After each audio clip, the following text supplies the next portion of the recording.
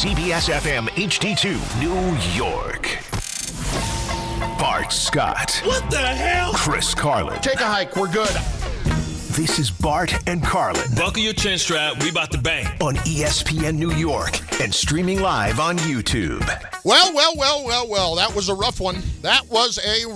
It is Bart and Carlin on 880 ESPN, on ESPN New York's YouTube page, and, of course, on the ESPN New York app.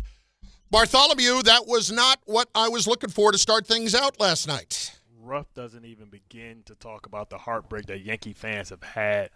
And there's so many elements to this, so many layers, and we're here to peel them off one by one. I don't know where you want to start. I don't know if you want to start with the pitching and maybe not letting your ace go out there and throw more pitches. If you want to talk about Weaver, if you want to talk about Judge, it's so many elements to this. And you know that when you come down to the postseason, you win or lose games based on these small decisions. You know, in most games they say, well, no one play or no one decision won or lost the game. Well, I guarantee you that Yankee fans, I haven't even listened to the radio. I missed some of the shows because I'm working at the Jets facility. And I can only imagine what's been said over the air and analytically taking a microscope and looking forensically about how did they lose that game, especially with having the bases loaded in the ninth, no outs.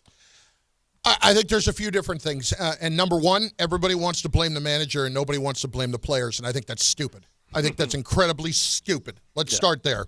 You want to talk about how Boone was wrong for getting freed out of the game? Not why they lost the game. You know why they lost the game? Because they had the bases loaded, nobody out in the ninth inning, and they didn't score. Because they didn't hit the entire game. Because Garrett Crochet shut them down 15 straight. 15 straight after the Volpe home run. Right? But did he shut them down because they looked too much into analytics and not putting Jazz Chisholm in, your 30-30 guy, because you felt like you need to put Rosario in for defensive purposes and then bring him off the bench cold? I think that was dumb. If you want to you criticize talk Boone about on something, you want to. Jazz Chisholm is not somebody that you play as a as somebody that is a rotational player. He's an everyday player. He was an everyday player all year long. That was dumb. And he's an emotional player. This goes back to the Geek Squad, telling you what the splits are between Chisum and Crochet, right? And what Rosario's were. Right? So that's see, all these little decisions. You remember Any Given Sunday when Al Pacino stand up in front of the team and he says we fight for that inch. Yep.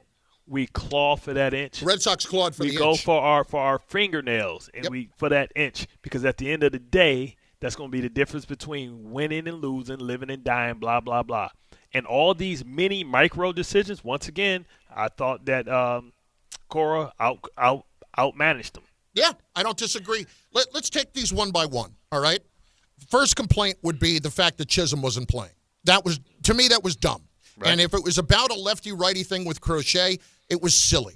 This is an everyday player. This is somebody that should be in the lineup. And what was even dumber to me was when you decided to bring him in, because you brought him in the eighth inning. You had to know that Crochet was coming out to start the eighth inning because he was still right around 100, and they were not going to be going to the righty in the eighth inning. You had to know that.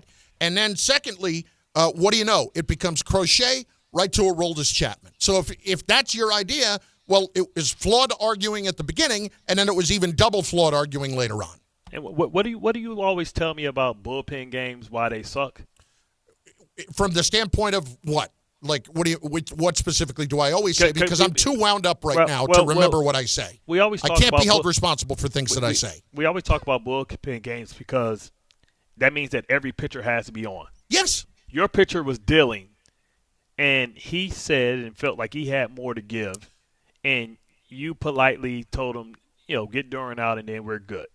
And, should he have said one of those moments, but you got to know your players. You should have been one of those moments like, no, I will go out there and I will win. That's not who his personality is, right? He hasn't been that. Free hasn't been that all year. He should have maybe had opportunity. You should have pushed him. Listen, this is damn near win or go home. You know the statistics if you lose the first game about if you're going to win the series in the wild card. right? And you should have pushed him because it is no tomorrow. Okay. So if he didn't look like he was in trouble, why would you take him out? So let's talk about that for a second, okay? Because I actually had no problem with that at all. Let's hear from both of them first. Here is Boone on the decision to pull Max Fried in the 7th inning. They pressured him pretty good in the 4th, 5th, 6th. You know, had a couple base runners each inning. So I felt like he kind of cruised through the first few, and obviously he ends up pitching great. But I felt like he had to work pretty hard, and I was going to have the 6 be at the end. But once we finished with the double play, I wanted him to go out and get Duran, and then felt like we were lined up. I had no problem with it because in that moment, he's right. He did labor a bit through the 6th inning, and then as Cone, a little bit, and as Cone pointed out, the ball was sailing on him just a little bit more too. So, but Bart, and you can tell me if I'm wrong. When I heard this from Fried, I had absolutely no problem with it whatsoever when he was asked, do you have more to give? Yeah, I mean, I definitely felt good at the end, coming out feeling good. Would you have liked to have stayed in longer? I mean, I'm going to stay in until I get the ball taken from me. I want to pitch as long as I possibly can, and when the ball gets taken out of my hands, that's what it is. Max, did you feel like you had more left? Yeah, I mean, I definitely felt good. Felt like whatever the team needed. I cannot remember the last time I heard somebody say, no, I was done. I was absolutely done. Get me the hell out of there. If you expected him to come out and say that was the case, it was never going to happen. I didn't feel like that was throwing the manager under the bus whatsoever. I felt like that was a starting pitcher who is competitive, who never wants to come out of the game, but it's sometimes you got to protect them from themselves. That is not why they lost the game. I understand that, but it contributed because we know that he probably would have did a better job than Weaver. And, for Weaver to go out there and get up 0-2 to then, get in that type of trouble and surrender the lead, you have to analyze everything that you did, whether it was the right thing or not. And sometimes, like we talk about, analytics get in the way of gut calls and gut moves. And it always feels to me that a guy like Cora gets the liberty and the latitude to be able to make those judgment calls. And it feels like Boone, they have a game plan and they try and stick to the game plan. They had it all set up. This is how we're going to get, through the 6th, the 7th, the 8th to our closer, you know what I mean? And it just didn't work out. But when somebody's pitching as well as he's pitching, you have to give him a chance to see. He didn't get in trouble. No, he didn't get in trouble, but I felt you started the inning clean with a reliever at that point once he got Duran out. So that's next on this list, okay? Why is nobody criticizing the pitching beyond Boone or beyond what's his name? Oh yeah, Weaver. Can we get on Weaver? Can we get on Weaver for a minute? Because when you come in and it's a clean inning and it's all there and somebody's already gotten one out for you, all you got to do is go do your job. And it's the 8th and 9th hitter. And too. Weaver did not do his job. That's the biggest thing there. Weaver did not do his job. Period. You know what the football equivalent of this is? This is the football equivalent of Isaiah Williams didn't do his job. Right. Garrett Wilson did his job. Right? Max Fried gets paid the big bucks. He's the ace on the Yankees because in a tight spot, you can put more on him than you can on Luke Weaver. So that's why people are giving Luke Weaver a pass because they don't expect him to come up in a big moment. Well, but Boone, they expect Fried to do it. No, I get that, but Boone took Fried out of the game because Fried was clearly tiring. To me, he was clearly tiring, and he had hit a number that it was fair to get him out of the game. I mean, was he sitting there like Major League 2? Skipper, I'm throwing everything I got at him. You know what I'm saying? No. You act like it was like that. No, I'm not going to sit here like he was he was sweating all over the place and all that. He wasn't. What it was is he looked like somebody who had lost it a bit toward the end, and I understood why he made the move. But the point to you that you're trying to make here, at least tell me if I'm wrong, is that, well, you pay Fried for that. Weaver is just somebody that is in that spot. You pay him to come in and get outs, but he doesn't get anywhere near that same thing. He's a specialist, yes, but that's his job. He's not Chapman. That's his job. He's not Chapman. He's not Mo. No, but he is a high-leverage reliever that they trust in that situation, and that's why he's here. I understand that's why he's here. But it's like if I made a mistake, everybody like, oh damn, all right, Bart made a mistake. If Ray made a mistake, I'm like, oh wow, we can't believe. Like I would have left it on. Especially, this is a team that gives you fits, man. And they had you dead right to left, right? I mean, then we'll get to what 20. Who knew that 20 miles an hour can cost you a World Series? Well, that's next. Okay, I'm glad you brought it up. And by the way, if you're not involved in the chat, we're going to get you involved in the chat here soon, and the phone lines too. Get them up. 800-919-3776. Now, what do you say? 20 miles an hour, so everybody sees you. Let's talk about that for a second. It ain't just the 20 miles an hour. The captain deserves some blame here. Get over there. He was jogging to get that ball. Jogging. And Bart. Because he didn't think he was going to try him. And when you know that, and that's wrong, especially when you know that your arm is not what it normally is. Normally, he's got a cannon, and we all know that. But clearly, the Red Sox were happy to test him, and we're going to do it because why? Because they fight for that inch. Because they scrap for that inch. Because that's what they did in that moment last night, and the captain didn't do it last night. Either that or let Grisham go get that ball. They locked into the game plan. They knew when that opportunity came, I'm sure it was discussed, we're going to test Judge's arm. And there's going to be a moment, we don't know when it's going to be in this series, where he's a guy that we would not dare run on. But now he is not that same guy. We haven't seen him rip it. We don't know if he had the confidence. And maybe if he would have tried to rip it, maybe he would have hurt himself, or maybe it would have been inaccurate. Right? He threw it in a safe position because he didn't think. He laxed and took his foot off the gas for 1 second. He can't do it. It's like when you see guys run into the pile of football. And yeah, I say, okay, Bart's talking football, we talking baseball, but I'm using the analogy of what I know the most, right? When somebody's jogging because they see somebody else about to make the tackle, and then they don't make the tackle, then they speed up, we call that a loaf. Yeah. ME.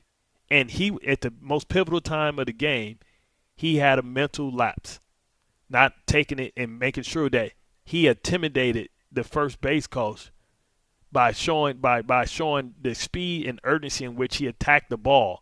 And then if he would attack the ball like that, they wouldn't have tried him. If he had gotten over there and just gotten there in time, even if they did try him, the ball would have gotten there. Ball would have gotten there in time because it was still relatively close. But you know what it is? Because it's inches. And Judge normally knows I've got a cannon. They're not trying me. Try me. They're not trying me. Absolutely not. But when he went over there and did it, like this is why Alex Cora is an amazing manager. It is and this is not a knock on Boone because I think Boone is pretty good too. But it is every time there is something in the margin to go and beat somebody else, he is going to make sure his team is prepared and does that. And that's what happened last night. Special situations. That's that. So Judge absolutely deserves blame for what happened. But can we just talk about the fact that you didn't hit all night long? And but we anticipated that. I know, but not to this level. Not 15 in a row. Not Volpe a home run and that's it. That's not what I expected. What's their splits between lefties?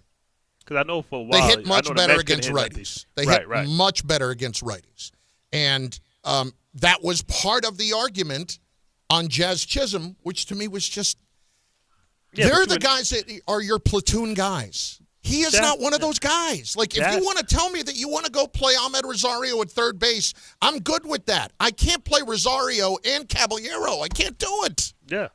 And so when you talk about Jazz outside of Grisham, it's probably like your third best player as far as from the position standpoint. He's 30 and 30, and you know that he's an emotional guy. So if he's not in, he won't be vested and he won't be locked in. And that's something that he has to do a better job of being a professional.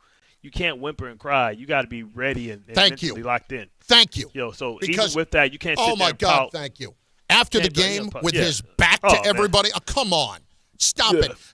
Honestly, just grow up, Chisum. Grow up. It's one thing that you get left out of the game, and I'm in complete agreement that he should have been playing. Yep. But I don't – if I'm a manager and we're in the playoffs, I can't worry about managing your ego and managing your mind, and all of a sudden I'm going to lose you if I don't put you in the game later on. And then you turn around and you got your back to the media. Stand up in front of them like a man, because this is the stuff we worry about with him. This was the stuff you worried about when you heard about a bad attitude in Miami, and then you pull it now? That's crap. And now, how does this not carry over?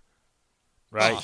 Because this could carry over to tonight, where you got him back up, and now how does he handle that? Is he thinking about that? Is he pissed off about that? You got to be a professional, man, and it's tough. But if you feel like there is no malice in this, that a guy like Boone, that's why I'm trying to figure out what the relationship is between Boone and his players. The fact that, but here's the thing: like the players love him because what does Boone do, Bart? Above all else, he protects them in every single way. He protects them, and if you're going to be a baby like that last night, everybody disagrees with the decision, but you get your act together by the time you're in front of other people. Do it. See, the issue is they got to him early because he didn't dress. He probably didn't take a shower, change his clothes quickly. Because I think Freed was the only one that they had interviewed before, got the extra media in, and, they got at him way too early. He didn't probably have time to – that's bad by the PR department. PR department should have pulled him to the side and made sure he was straight before he even went in there, got him up out of there, and said he wasn't available. But got here's him the up thing. out of the clubhouse. I get that. I don't know that I would blame the Yankee PR department on that. I blame the player, because – you've been in the big leagues long enough. You've been in New York more than a year now at this point. Like, get your act together. Understand what this is, what's entailed in this, and you can be pissed off. You can scream at the manager in his office before the game.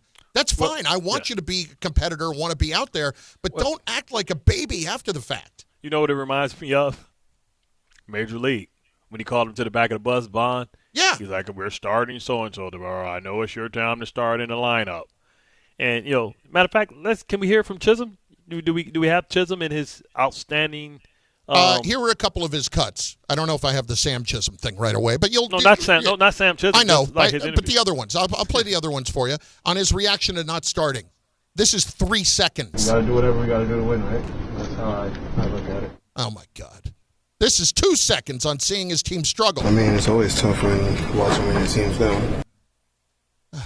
Were you surprised not to start? I mean, I guess. Yeah. Jazz, is that a conversation at all with him, or is it he shoots you a text, it is what it is, and you kind of move forward? It's a little conversation, not much, but, yeah. Just move forward after it. Now, you didn't move forward. Yeah. You had your back turned. Didn't he say he sent him a text? Meredith asked him, is it just he shoots you a text to let you know, or what? Like, I think she was just saying, how does he let you know? Oh, okay. And it was along those lines. Again, listen to how he answers the first one, and just, I hate to say it this way, listen to the mic audio, and you can tell his back is to them. We got to do whatever we got to do to win, right? That's how I look at it. That's the equivalent of me standing here. Listen, we got to do whatever we got to do to win, right? Yeah, that's it. That's basically what he just did. And I don't want to even look at you guys. I'm so ticked off. Yeah, but this is me covering myself. It's condescending, too. It is. It's absolutely condescending. Like, we know you don't mean that because there's no scenario in your mind that you win or lose when you in there.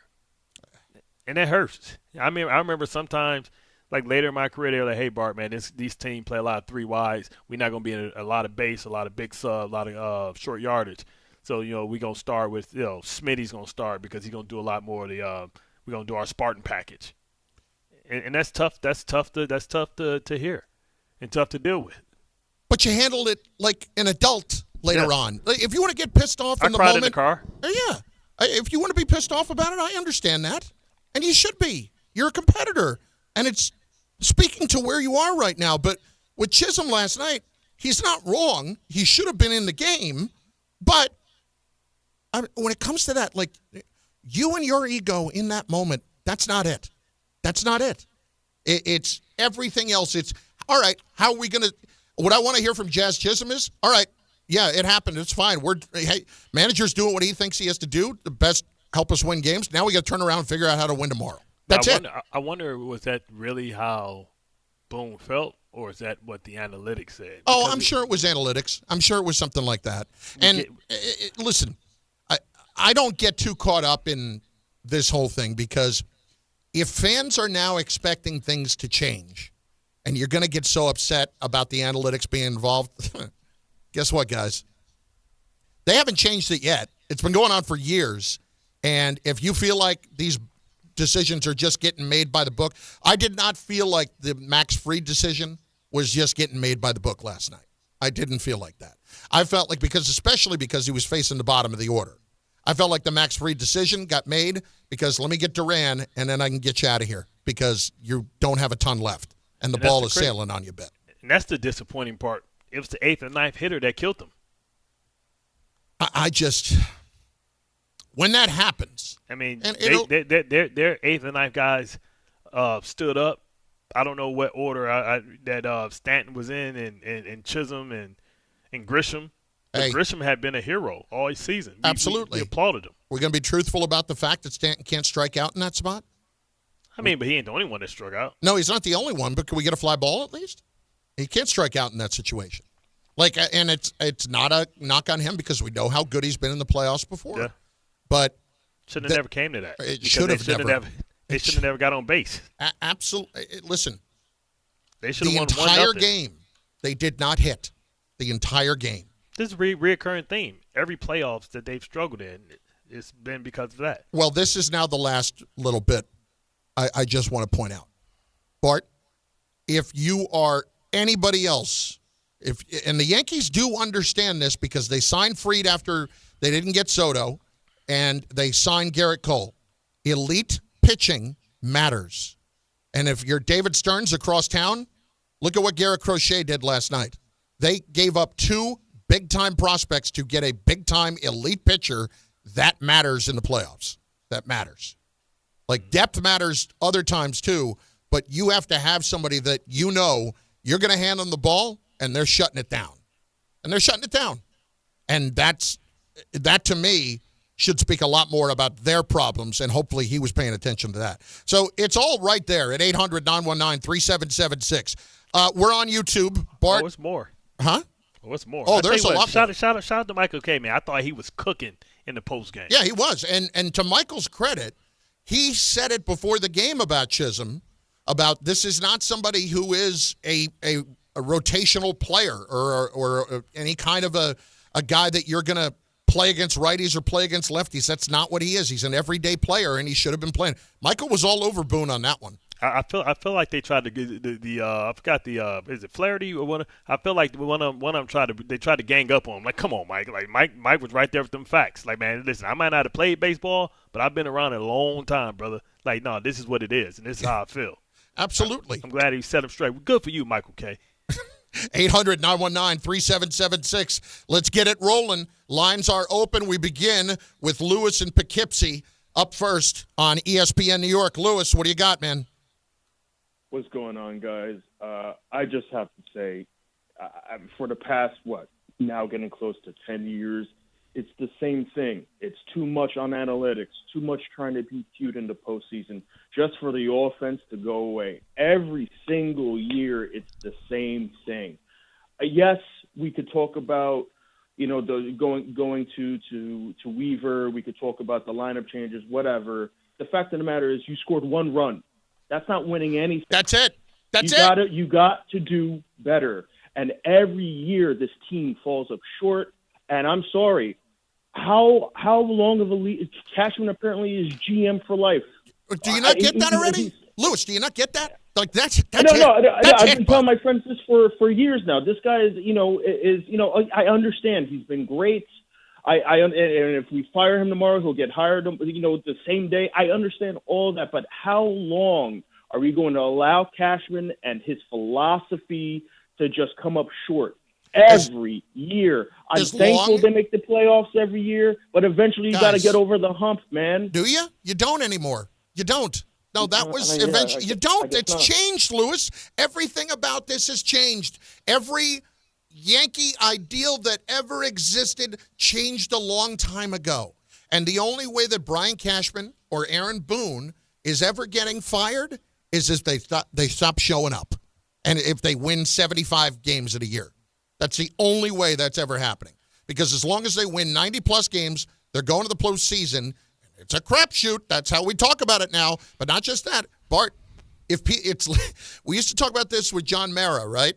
About having games in December that were meaningless and people just giving up their tickets and not showing up. When people are not showing up at Yankee Stadium in September, that's when they pay attention because the team is not playing well. That's not going to happen as long as they are comfortable with it being 90-plus wins and people continuing to show up and support the team. Nothing's changing. No. It has to be something drastic because they think that they're closer than farther. I love the fact that we want to blame the analytics across the board. I don't think it's just that. When does it actually become important for a player to actually perform? How about that? Yeah, that is a wild notion right there. It's insane. I know that players actually deserve some of the blame. You mean we're not playing Madden and the manager is holding the sticks and it's like virtual baseball? You mean he's not pulling the strings, and if he don't pull the right strings or pick the right play, it's not going to work? 800-919-3776. We are just getting started, man. We're on YouTube. Go there and get your comments in because I'm going to start picking out some good ones right now to let you be a part of the show and to make you – this is your show today. And then we will get to at some point like tonight and what has to happen. We'll do a little football sprinkled in here and there, but it's mostly this today. And I hate to say it, there's already an alarming stat that – and it's not even a stat, it's just a fact – that we have to discuss, and it's coming in moments. Bart and Carlin, we're just getting rolling on ESPN New York and on the ESPN New York app and on YouTube. Good Karma Brands is proud to be an equal opportunity employer, providing equal employment, development, and advancement opportunities to all teammates and applicants. To learn more about careers with us, please send an email to talentacquisition@goodkarmabrands.com. That's talentacquisition@goodkarmabrands.com. Got some big problems in the Bronx. First on 95, the Cross Bronx eastbound by Jerome Avenue. Two right lanes are closed because of a crash. You're backed up to the George Washington Bridge. Partial building collapse on Alexander Avenue. Both ways closed between 135th and 138th Street this morning. A lot of activity there. Accidents on the island on the LIE eastbound by exit 46, Sunnyside Boulevard. The HOV and the left lanes are blocked. Another accident just Casino Boulevard, a crash. Two left lanes are blocked. And the outbound Gowanus southbound side of 278, very slow at the Prospect. That's all because of construction work out by 38th Street. And the FDR northbound side, center lane blocked for a missing manhole cover at 34th.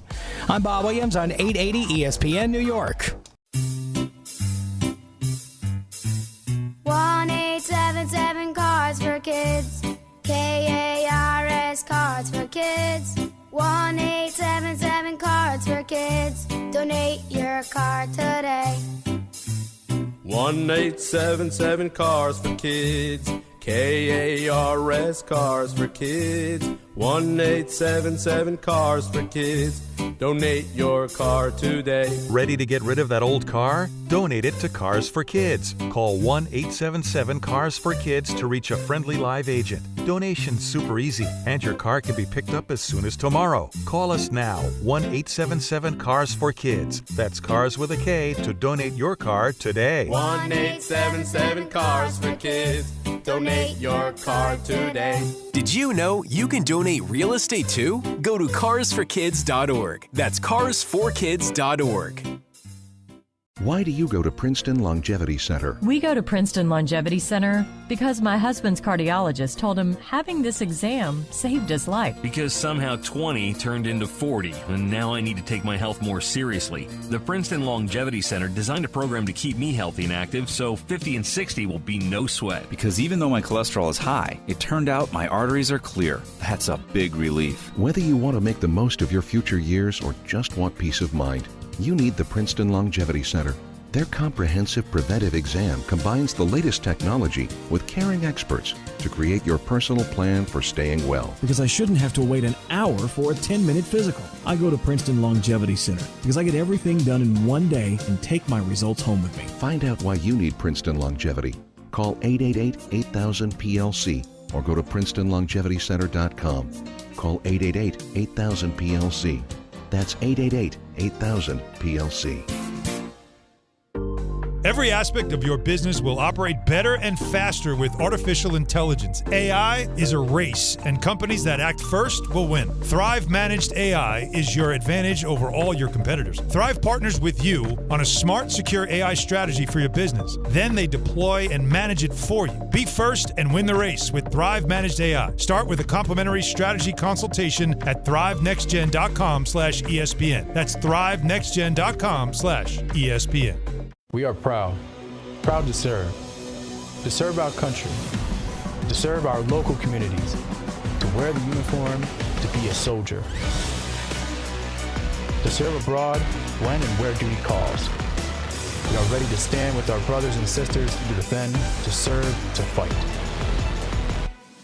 We're always ready, we're always there. We are the New York Army National Guard.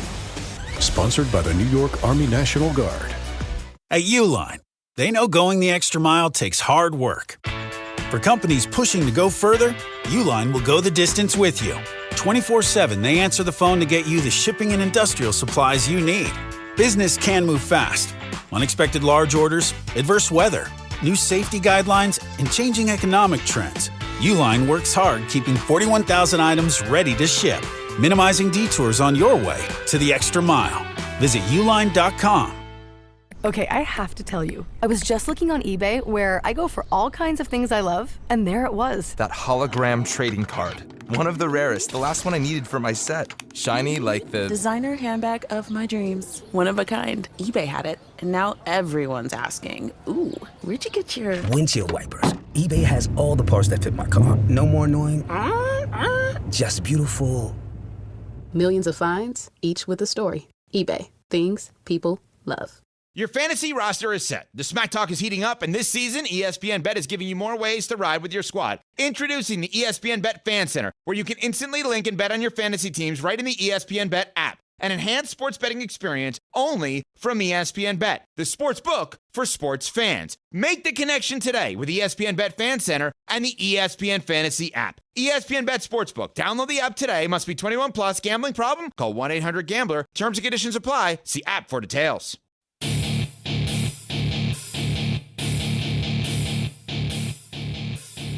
Let's go. Bart Carlin, 880 ESPN on ESPN New York app. Want to remind you that Saturday, October 4th at Sports Illustrated Stadium, the New York Red Bulls take on FC Cincinnati with kickoff set for 7:30 p.m. Start your match day early on the Boulevard. That's right, at 4:30. Enjoy pregame activations, giveaways, and live performances. Then at 5:45, catch the Red Bulls on the red carpet. Gates open at 6. First 10,000 fans are going to get a reversible Red Bulls bucket hat. For your chance to win a family 4-pack, enter now through the ESPN New York app. Just click the contest tile, submit your entry, bring the crew, secure your seats at NewYorkRedBulls.com. Plan ahead and travel smart. The Harrison Path Station is closed Saturday, October 4th, so free shuttles will run from Journal Square to the stadium. Get involved in the chat on the ESPN New York YouTube page. Go there and subscribe and watch every single show right on YouTube. You get to see the visual of my head getting redder and redder by the moment, being more and more annoyed by what transpired last night. Not even as a, you know what it is, Bart? Incompetence. Incompetence drives me nuts. Incompetence drives me insane. And when there are things that are easily fixable, I appreciate seeing things done right, like I appreciate Alex Cora. Yeah. And I appreciate and I don't appreciate when guys don't perform. See, but you mentioned Alex Cora and gave him credit for the way that the guys performed. But then you said the guys when it came to the Yankees and Boone. It can't be one or the same. Either we tee them together Or we not a TM? Oh, no, listen, I don't blame Boone on the Fried thing. I do blame Boone on the Chisum thing. Chisum should have been playing. Who's the other guy? Caballero? Yeah. Yeah. Listen, if you're going to play, I would have understood if they had played Rosario at third base and Chisum at second, but to play them both, I didn't really get that. Especially when you know offense has to be at a premium. You have to have guys who's able to run the bases well, guys that's able to, he's 30-30. Is that the best of his career? Yes. I think Chisum is having the best year of his career, and then you sit me down when I'm doing the best of my career. Like, that's hard to swallow that as an athlete.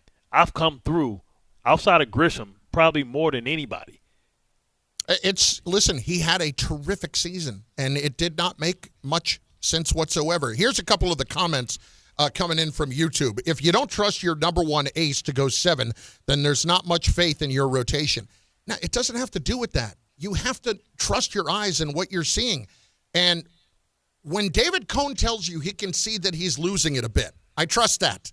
And that's what the manager was seeing too. You don't think guys can find it? You see boxers late in fights, don't have it, and they find a way to get it done. In every other sport, when you start to lose it, you still let guys continue to go. Only in baseball do you say, he's starting to slip a little. It's not like it was bad. It was a little. If he would have got in trouble, that's when you go get your people and say, hey, go get these guys out. But if I'm going to have he could have got 8-9. The guy, he could have got 8-9 out. You don't think he could have got 8-9 out? I think that if you had taken a chance on it, I wouldn't have minded it. But I didn't feel like, oh my God, you're making a massive mistake here. Thought he was going to make a Matt Harvey? No. The Matt Harvey thing was completely different. Like that was more about Harvey just so overamped in himself that he wasn't going to be able to control himself once he talked his way back into that game. You know what I mean? Like he did not know how to control his emotions then. Let's get back to some of these calls at 800-919-3776. Anthony is in the Bronx. He is next. Load up these lines, people. Let's go. Listen, you guys want to hear this? This is a lifelong Bronx guy, born and raised, Yankee fan, 37 years. This team has no stones. It's been like that the whole season. It was like it last season. You want to tell me, oh, well, Anthony, they got the 94 wins this year. Check their record against bad teams and check their record against good teams. When they run into a team that's just as good, if not better as them, they tuck their tail and they hide. It happened yesterday. You want to blame Aaron Boone? Blame Aaron Boone. You want to blame Brian Cashman? Blame Brian Cashman. You want to blame Santa Claus? You can blame him too. But the fact of the matter is the guys on the field didn't do what they were supposed to do, okay? You had the bases loaded, bottom of the ninth, no outs. Carlin, you listening to me or no? I'm hearing. I'm right no here. No outs. Yeah. No outs. Yeah. Okay? And you got hey, nothing. Bart, you're not from New York, pal. You don't get it, okay? They had no outs in the bottom of the ninth. And guess what happened? They didn't score a run. Want me to tell you the last time that happened? I'll tell you. Never. It was the first time it ever happened. Yeah. It's never happened before.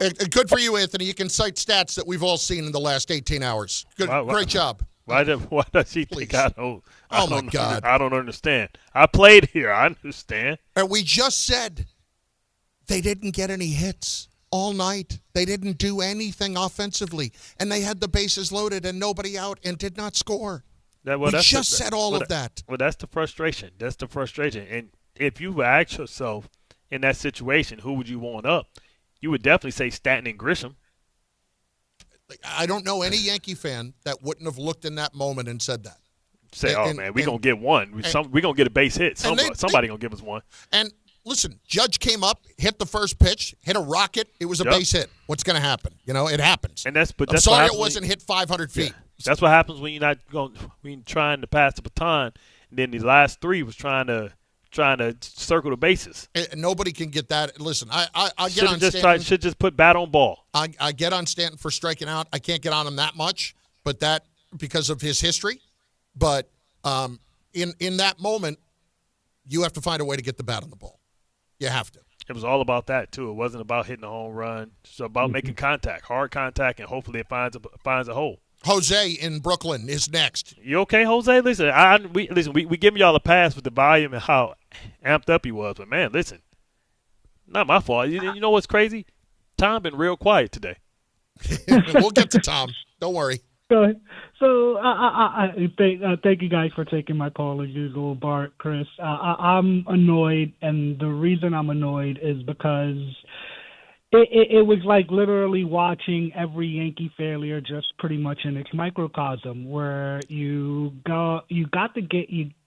go, and I'm not gonna get honestly. I do disagree a little with the Jazz Chisholm benching because in the few games that I was watching in the last homestand, it did kind of look like Jazz Chisholm when Jazz Chisholm threw a ball, forced a double play and threw a ball in the stands. I was just like, in my head, I'm like, those are exactly the runs that score in playoffs.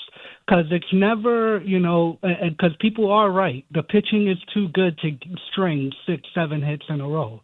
But the way they get those plays, the way they get those runs is by stringing a couple of hits in a row, and then having those errors or those, unpredicted plays that analytics tries to get rid of, actually happen. And when I see this situation, once again, we get bases loaded and everybody hits. And even Judge got a hit. And I'm just like, okay, we definitely got this game. This is our game. This is the typical Yankee classic comeback.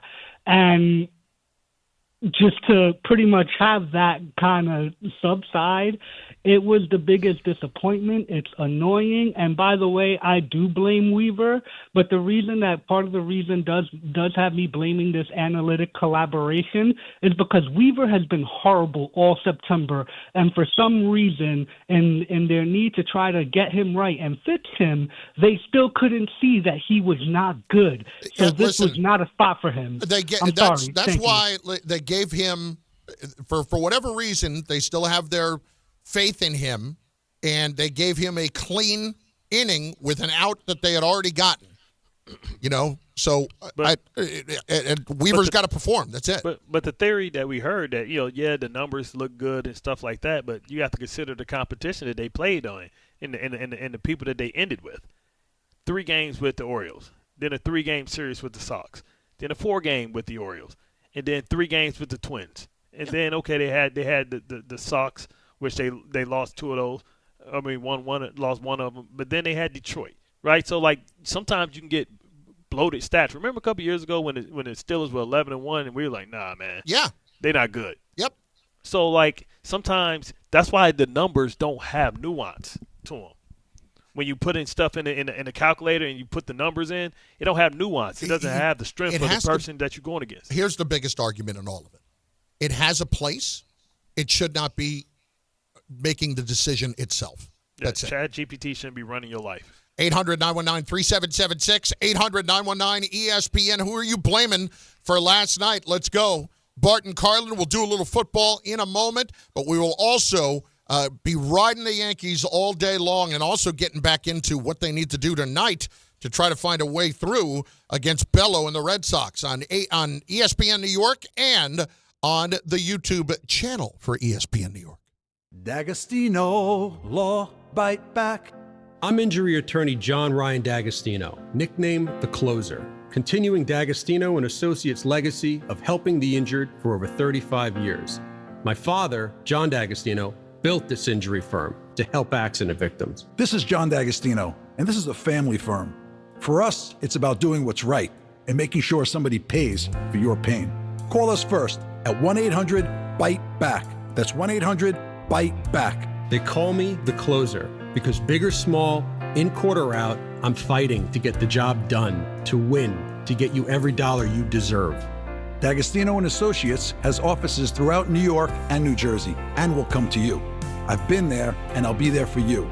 Call us first at 1-800-BITE-BACK. 1-800-BITE-BACK. That's 1-800-248-3222. There's nothing the voice in our head obsesses over like our health. But with over 100 lab tests and insights, Function can help answer the questions like, why am I so tired all the time? How can I get better sleep? My friend was telling me about magnesium gummies she takes. Know if my heart is work stress affected? It's time to up my cardio. If my mom has something, how will I find out? It's time to get some blood work done. A Function membership gives you a comprehensive health check with results tracked over time. Find out what you're made of at functionhealth.com. At Uline, they know firsthand the road to success is an uphill climb. Uline started in the family basement, and through hard work is now North America's most trusted shipping and industrial supplier.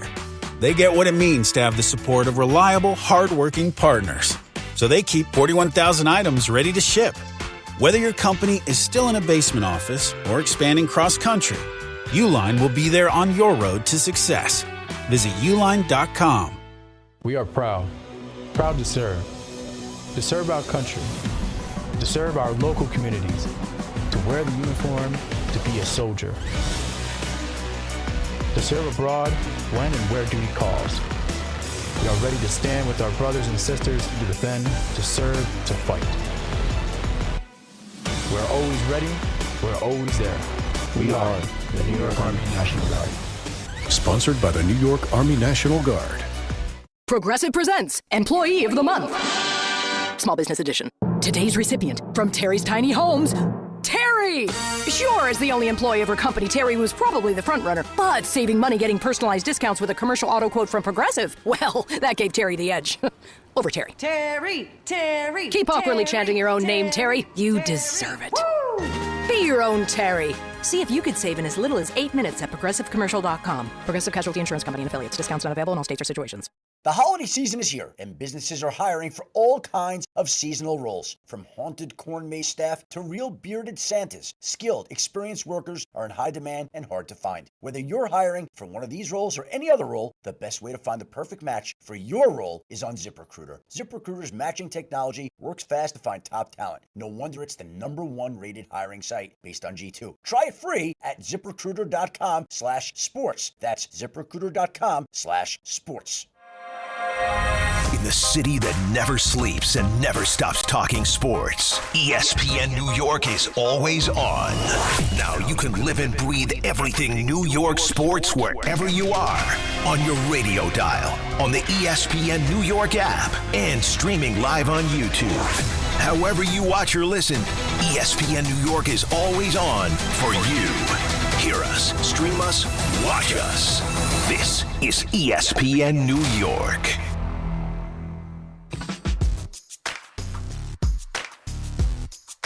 Time for the Mike Tannenbaum Report. It's brought to you by Samuel Institute for Pain Management. It's Bart and Carlin on 880 ESPN on the ESPN New York app and on YouTube. Mike Tannenbaum, of course, our GM, former Jets GM, former Dolphins executive. He joins us right now. Mike, it's Bart and Chris. And listen, we started with Jaxson Dart the other day. You had to be thrilled as somebody that's been pushing for them to start for him a while with what we saw out of day one. Let me apologize to Mike. Yeah, great to great to be with you guys. And look, it was kind of what we discussed. You know, we saw in the preseason, this was a guy that just plays with a lot of energy, a lot of moxie. And Bart, you know this, like that impacts the rest of the team. We saw the defense play with more energy, and that was not a surprise. And I'm glad for the Giants they got off to a good start. Now, when I say I apologize for everybody out there that doesn't know, me and Mike are on Get Up on the weekend, on Friday. And Mike picked the upset. He put his name to it. And he said that, bold prediction, he said that he picked the Giants to beat the Chargers. And I thought he was crazy. And he explained all the reasons why to travel the West Coast to the East Coast. And I was like, I don't care if they play on Mars. And, the experience of the wily old man, you know what I'm saying, wise, to me, my senior. No, I'm just playing. I was going to say, all you really did there was call him old twice. He called it right. But Mike, when you boil this thing down and you look at Scatterboo's performance, I don't think Scatterboo lasts too long in the league running like that with that style. We remember we had the Terminator, James Conner. It was fun. He knocked some people out, but every time you can't be absorbing all those hits. And, Jaxson Dart as well. But when you boil it down, he threw for 111 yards. What in that game is sustainable, and how do you grow, and how does he be able to elevate his performance even without his number one receiver? Yeah, Bart, those are all good points. When you really study longevity of running backs, like over 30, 40, 50 years, the great running backs in the history of our sport, the number one thing, they had the ability to make the other guy miss. Tony Dorsett is a classic one. Curtis Martin was another one. Emmitt Smith. I agree. Cam Scalabry was a fun player to watch, but yes, he's going to have to learn that if he plays that way, it's just not sustainable. It's just our bodies, as you know, only have so many hits in them. And as it relates to Dart, I think what they'll have to evolve to, guys, is, look, when you can put pressure on the opposing defense because your quarterback can make plays with his legs, that really helps everything. And I think what Daboll will do gradually, guys, is enhance the passing attack and then use, the run game with Jaxson Dart as a weapon.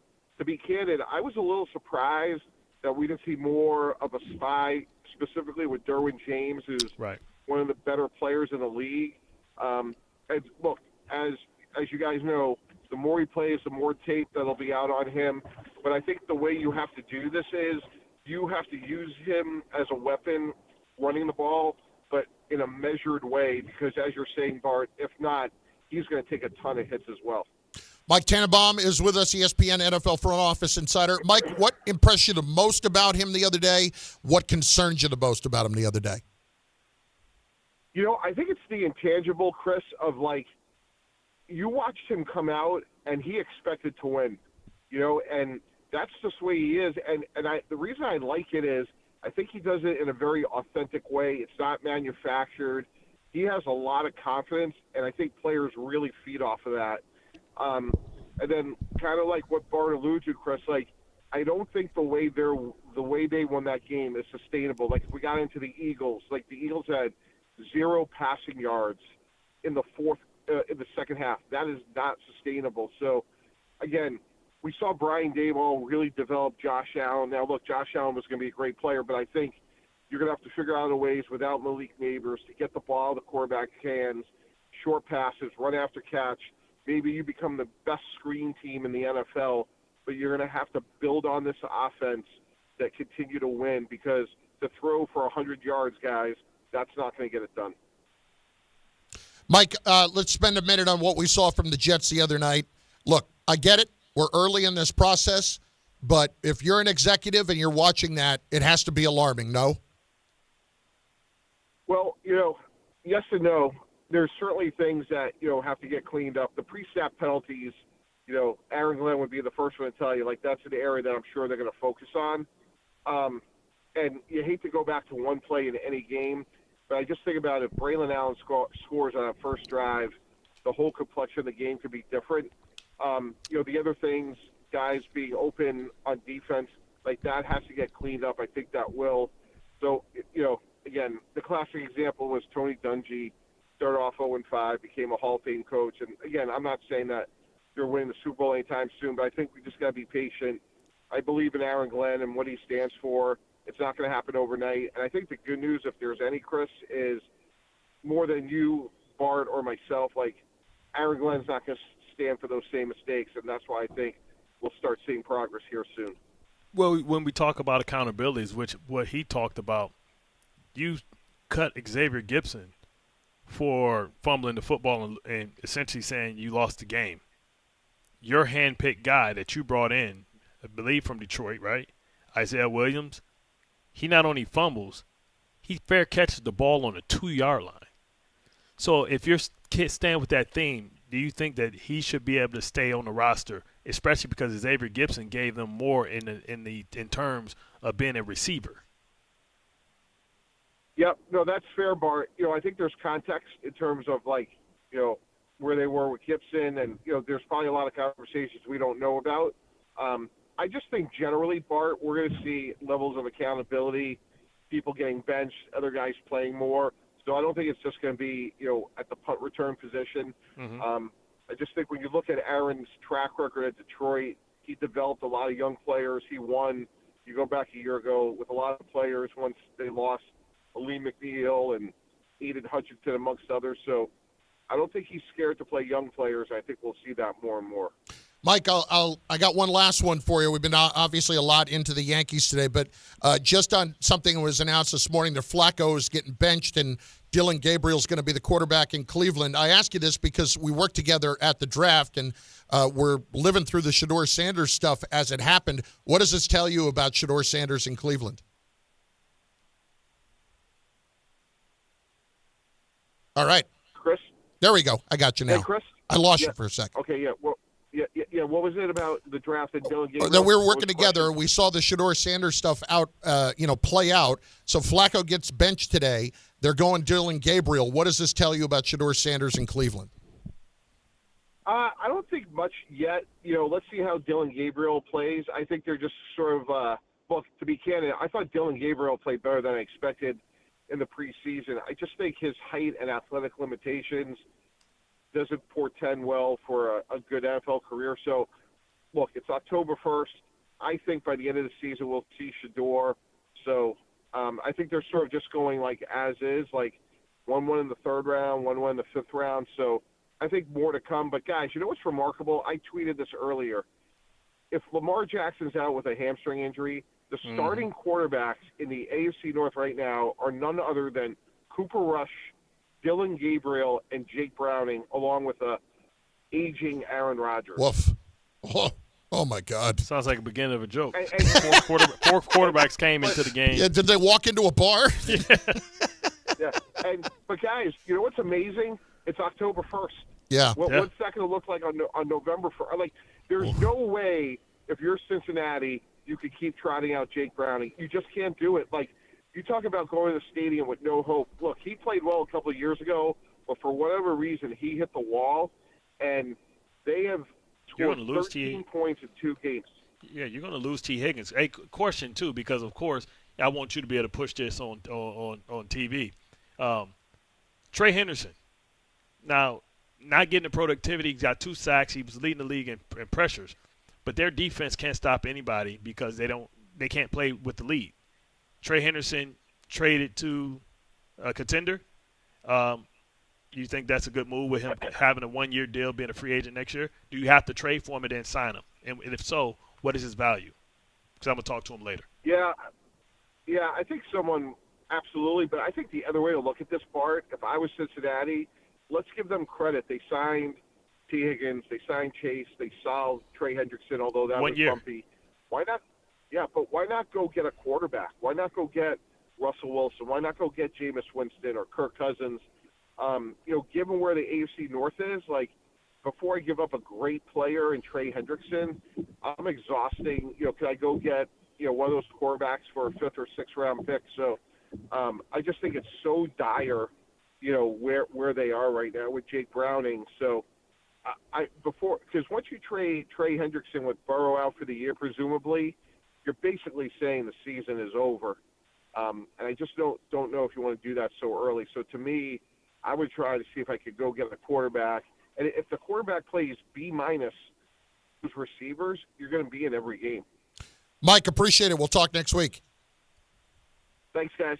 That's Mike Tannenbaum, ESPN NFL Front Office Insider. All Yankees next, 800-919-3776. Who are you blaming for what happened last night? Because it is not 100% on the manager. I don't think it's even 50% on the manager, but there's a lot of people to talk. Bart and I are to blame. Bart and I are here to hear it all from you and discuss at 800-919-3776 on ESPN New York. Friends, it's football season and the best time of the year. You should be out there tailgating, cheering on your team, and enjoying every Sunday. But if you're dealing with neck pain, back pain, sciatica, or nerve pain, even getting off the couch can feel like a challenge. You don't have to live like that. There's help. Dr. Jay Shaw at Sandwell Pain is New Jersey's top pain specialist. He's an Ivy League trained, double board certified, and dedicated to helping you get back in the game. Here's what makes the difference. No surgery, no scars, no long recovery, no pain medication, just precise, non-surgical, image-guided procedures that delivers real results. Dr. Shaw treats neck pain, back pain, joint pain, migraines, nerve pain, and sciatica with a plan that is customized for you. Same-day or next-day appointments are available, and with offices in Woodbridge, Livingston, and Inglewood, relief is always close. So don't let pain keep you on the sidelines this season. Visit SamuelPayne.com to text, call, or book online. Most major insurances are accepted. That's SamuelPayne.com. Relief, closer than you think, and it starts today. From the regular season to the Super Bowl, ESPN New York is your destination for football. We've got crazy fans. If the Giants somehow beat the Cowboys, I'm going to take a dump on your head. You can feel good because you're a damn football team. Expert analysis. Marcus Spears joins us now. ESPN NFL analyst Damian Woody. Mel Kiper Jr. The Hall of Famer Steve Young. He's kind of our resident general manager, Louis Riddick. We got Mike Tannenbaum right now. And all your fantasy and wagering needs. This is ESPN New York. We are football. Jets football once again returns to MetLife Stadium. See your New York Jets face off against the Dallas Cowboys on Sunday, October 5th at 1 p.m., presented by Atlantic Health System. Play action, bootleg out to the right, Justin Fields, and he will trot into the end zone with a misdirection touchdown. Get your seats now at nyjets.com/tickets. Once again, that's nyjets.com/tickets. 880 ESPN, WHSQ, and WCBS-FM HD2, New York. A Good Karma Brands radio station. We are proud to serve our country, to serve our local communities, to wear the uniform, to be a soldier, to serve abroad when and where duty calls. We are ready to stand with our brothers and sisters to defend, to serve, to fight. We're always ready. We're always there. We are the New York Army National Guard. Sponsored by the New York Army National Guard. At City Harvest, we believe no New Yorker has to go hungry. With your help, we're on the road 365 days a year, rescuing over 77 million pounds of nutritious food and delivering it free to millions of New Yorkers, transforming surplus food into sustenance, sustainability, and smiles, rallying thousands of New Yorkers to power a network of nourishment across our city. One day, one meal, and one New Yorker at a time. That's how we feed good. Donate at cityharvest.org. We all hear the radio ads about the IRS. They tell you to be afraid, to be scared, and they try to frighten you into calling. I'm not here to do that. Tax Relief Advocates is different. TRA is here to tell you that if you owe money to the IRS, whether it's $5,000, $50,000, or $500,000, we have a solution. It doesn't matter if you're sitting in your car, at work, or with your kids. No matter where you are, call now. 800-575-6759. Don't lose hope. TRA can eliminate or reduce what you owe to the IRS. Generous programs are now available that can give you a fresh start. Our passion is taxes and helping individuals fix their IRS problems. We have over 1,000 5-star reviews on Google and an A+ with the Better Business Bureau. You don't need to be afraid of the IRS any longer. End your tax nightmare today by visiting us online at TRA.com or call 800-575-6759. That's 800-575-6759. Tax Relief Advocates. Real solutions for real people.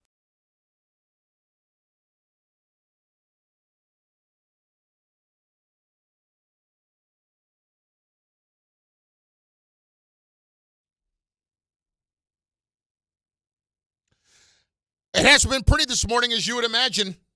Bart Carlin on 880 ESPN on the ESPN New York app. Over on YouTube, comments there have been coming in. We're getting them into the mix throughout the course of the show, as well as your calls at 800-919-3776. And look, you can blame whoever you want. You want to get all over Boone today, I think you're taking the easy way out. Honestly, I really do. If you expected any different, you want to get on Boone for taking Fried out of the game last night, Bart. I think Fried was just about done. And I understand where people feel like he is just managing by the binders. I don't think that was the case last night. That's what they all used to kill Girardi on. This situation last night with the Yankees losing was a lot more about players who weren't executing. It was about Luke Weaver, who was bad. It was about a lineup that did not hit all night long. And he loaded the bases in the ninth inning with nobody out and came up with Jack Squadouche. That's basically what it boiled down to for me. Now, that sums it all up. I guess we can reset it all for the listeners that's probably just tuning in that has a lot to talk about. You can go about some of the major mistakes. Aaron Judge, your captain, not hustling to the ball, and Cora taking advantage of, not the greatest sense of urgency. Sometimes out there I feel like they think, oh, they're just going to run to first. Let me just kind of latch the days. We get out there, they throw that nice little form throw.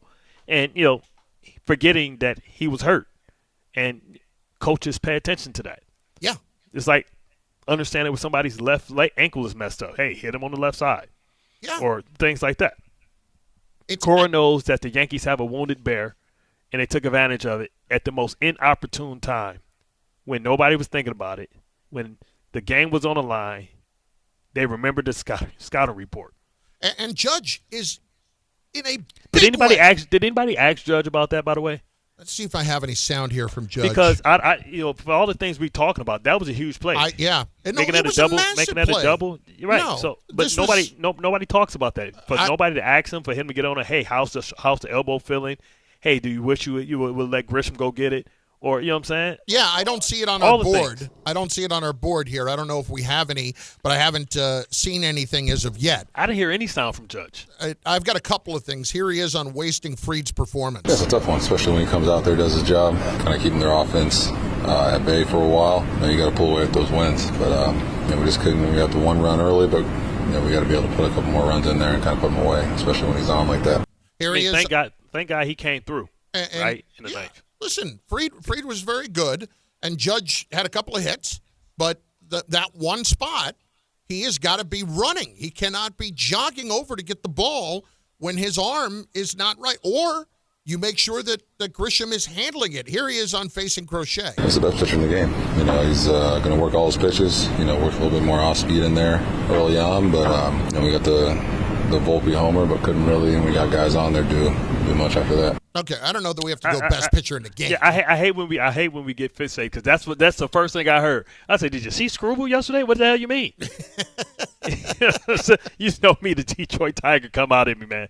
No, hold up, man. Well, but listen, let's not get stuck. I don't want to follow the shiny ball. Yeah, no, I understand, but I also think that with it is a bit much to say best pitcher in the game. He's a man. He's a man. He's not a machine. Like, come on, man. I like you fighting Ivan Drago. Javi in Queens is up next on ESPN New York. Javi, what's going on? What's up, fellas? Thanks for taking the call. And, before I start talking Yankees, the important stuff, listen, the chat was kind of blowing up before about your guys' wrestling comps. Bart is Coco Beware and you as King Kong Bundy. Disrespectful. First of all, Bart, you're more of a junkyard dog, but I'll give you a better comp. Big Daddy Ritter? I'm Big Daddy Ritter? Nah, you guys remind me of Too Cold Scorpio and Marcus Bagwell. That's a real throwback to this. Buff you Bagwell. Remember those dudes? Yeah, I'm telling you, man. They were underrated. They were champs, and they're not talked about enough, just like you guys, man. Yeah, they not. Well, appreciate that. Yeah, but I'm Big Daddy Ritter was Junkyard Dog's name before he changed to Junkyard Dog. Yeah, and I'm good on the Marcus Bagwell too. He's kind of a ham and egger. Hey, I think Carlin does have the wire tattoo over his bicep. Yeah, things did not end well for Buff Bagwell. But listen, with the Yankees, me and every other pro in Jersey. Anyway, go ahead. Listen, I'm going tonight. All right. So first and foremost, miss me with the Jazz is an all-star talk. Listen, Tyler Huntley went to was an all-pro. All right. I don't think Jazz was going to save them last night. I don't think he was going to do anything more than what Rosario did. The defense was fine.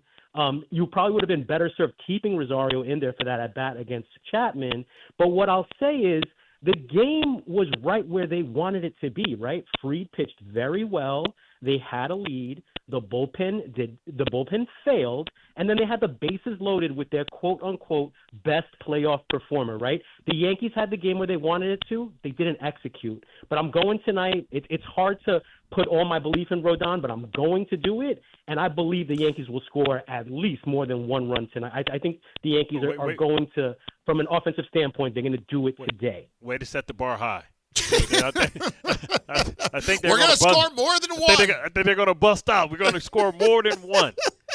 Like the thing is, when you talk about Rodon, is early on, does he give up those home runs before he settles down? All right. So it's a lot of pressure. Since the caller wants to, go ahead and transition us, we haven't got or talked about tonight. Look, let's be fair. Rodon has been calmer for sure when things are not going his way, but tonight it gets ramped up, and you wonder if it comes back out a little bit. I don't love the fact that the Yankee season comes down to Carlos Rodon, but this is where we are.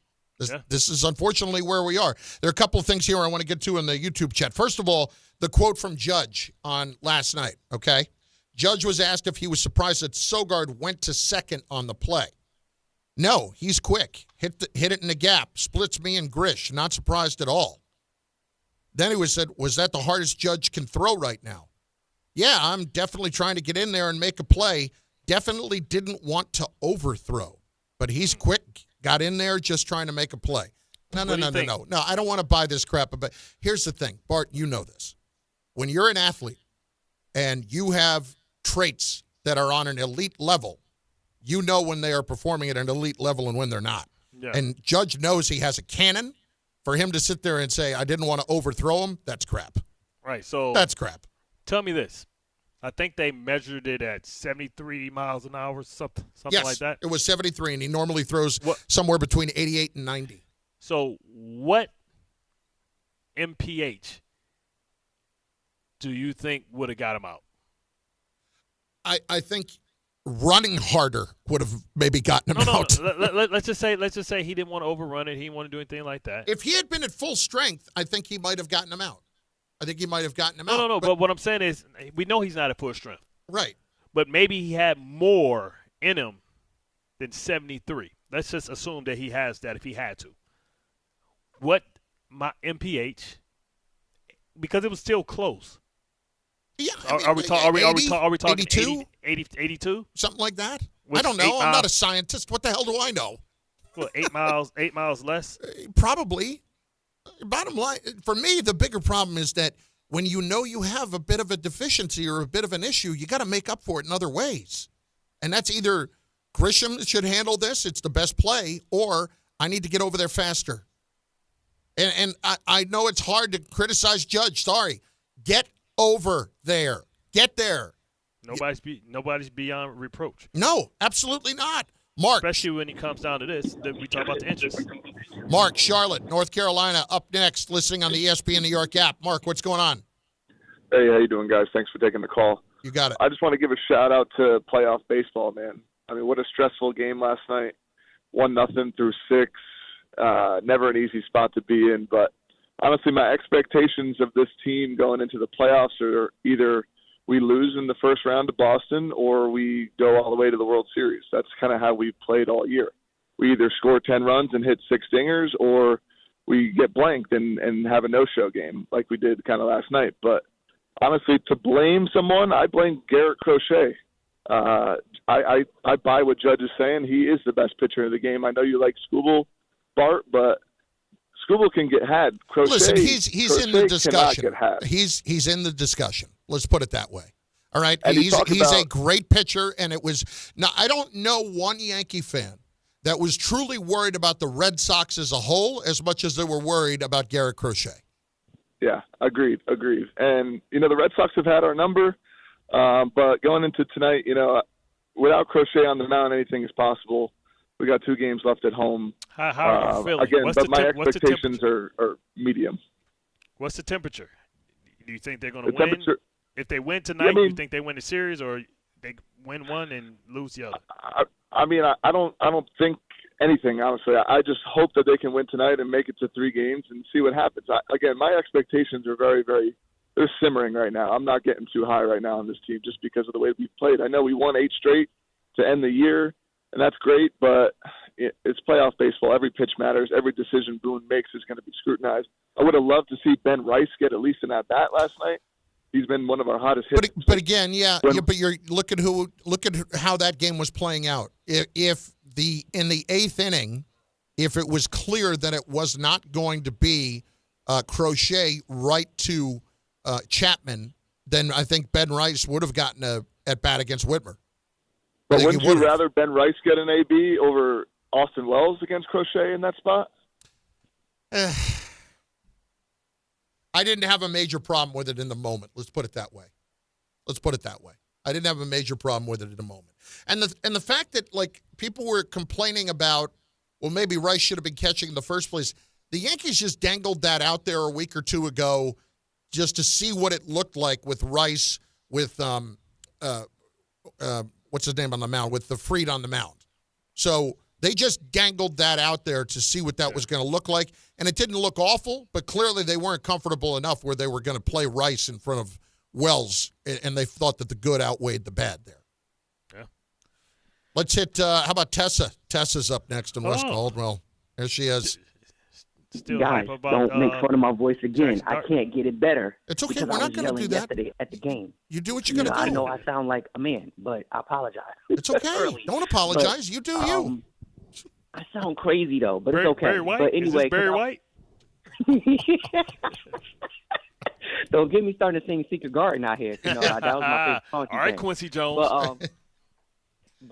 So yesterday, I mean, it's like, it's been crazy. I've been on such highs and lows this week. I mean, like from the Giants to stab with Malik, then happy with Abdul getting, defensive rookie of the week. It's just been crazy. And now yesterday, I just don't understand. You're the captain, and that means something. And I know it's a lot of blame to go around, but I'm looking at leadership right now. And as far as what Aaron Judge, you're the captain. How dare you not hustle? Don't you understand that's what got exploited last year in the playoffs? Our defense, looking like trash or whatever like that, making all the mistakes and just doing dumb stuff. And now you're not going to hustle? And then like Bart said, your throw was 73 times, so you didn't want to overthrow.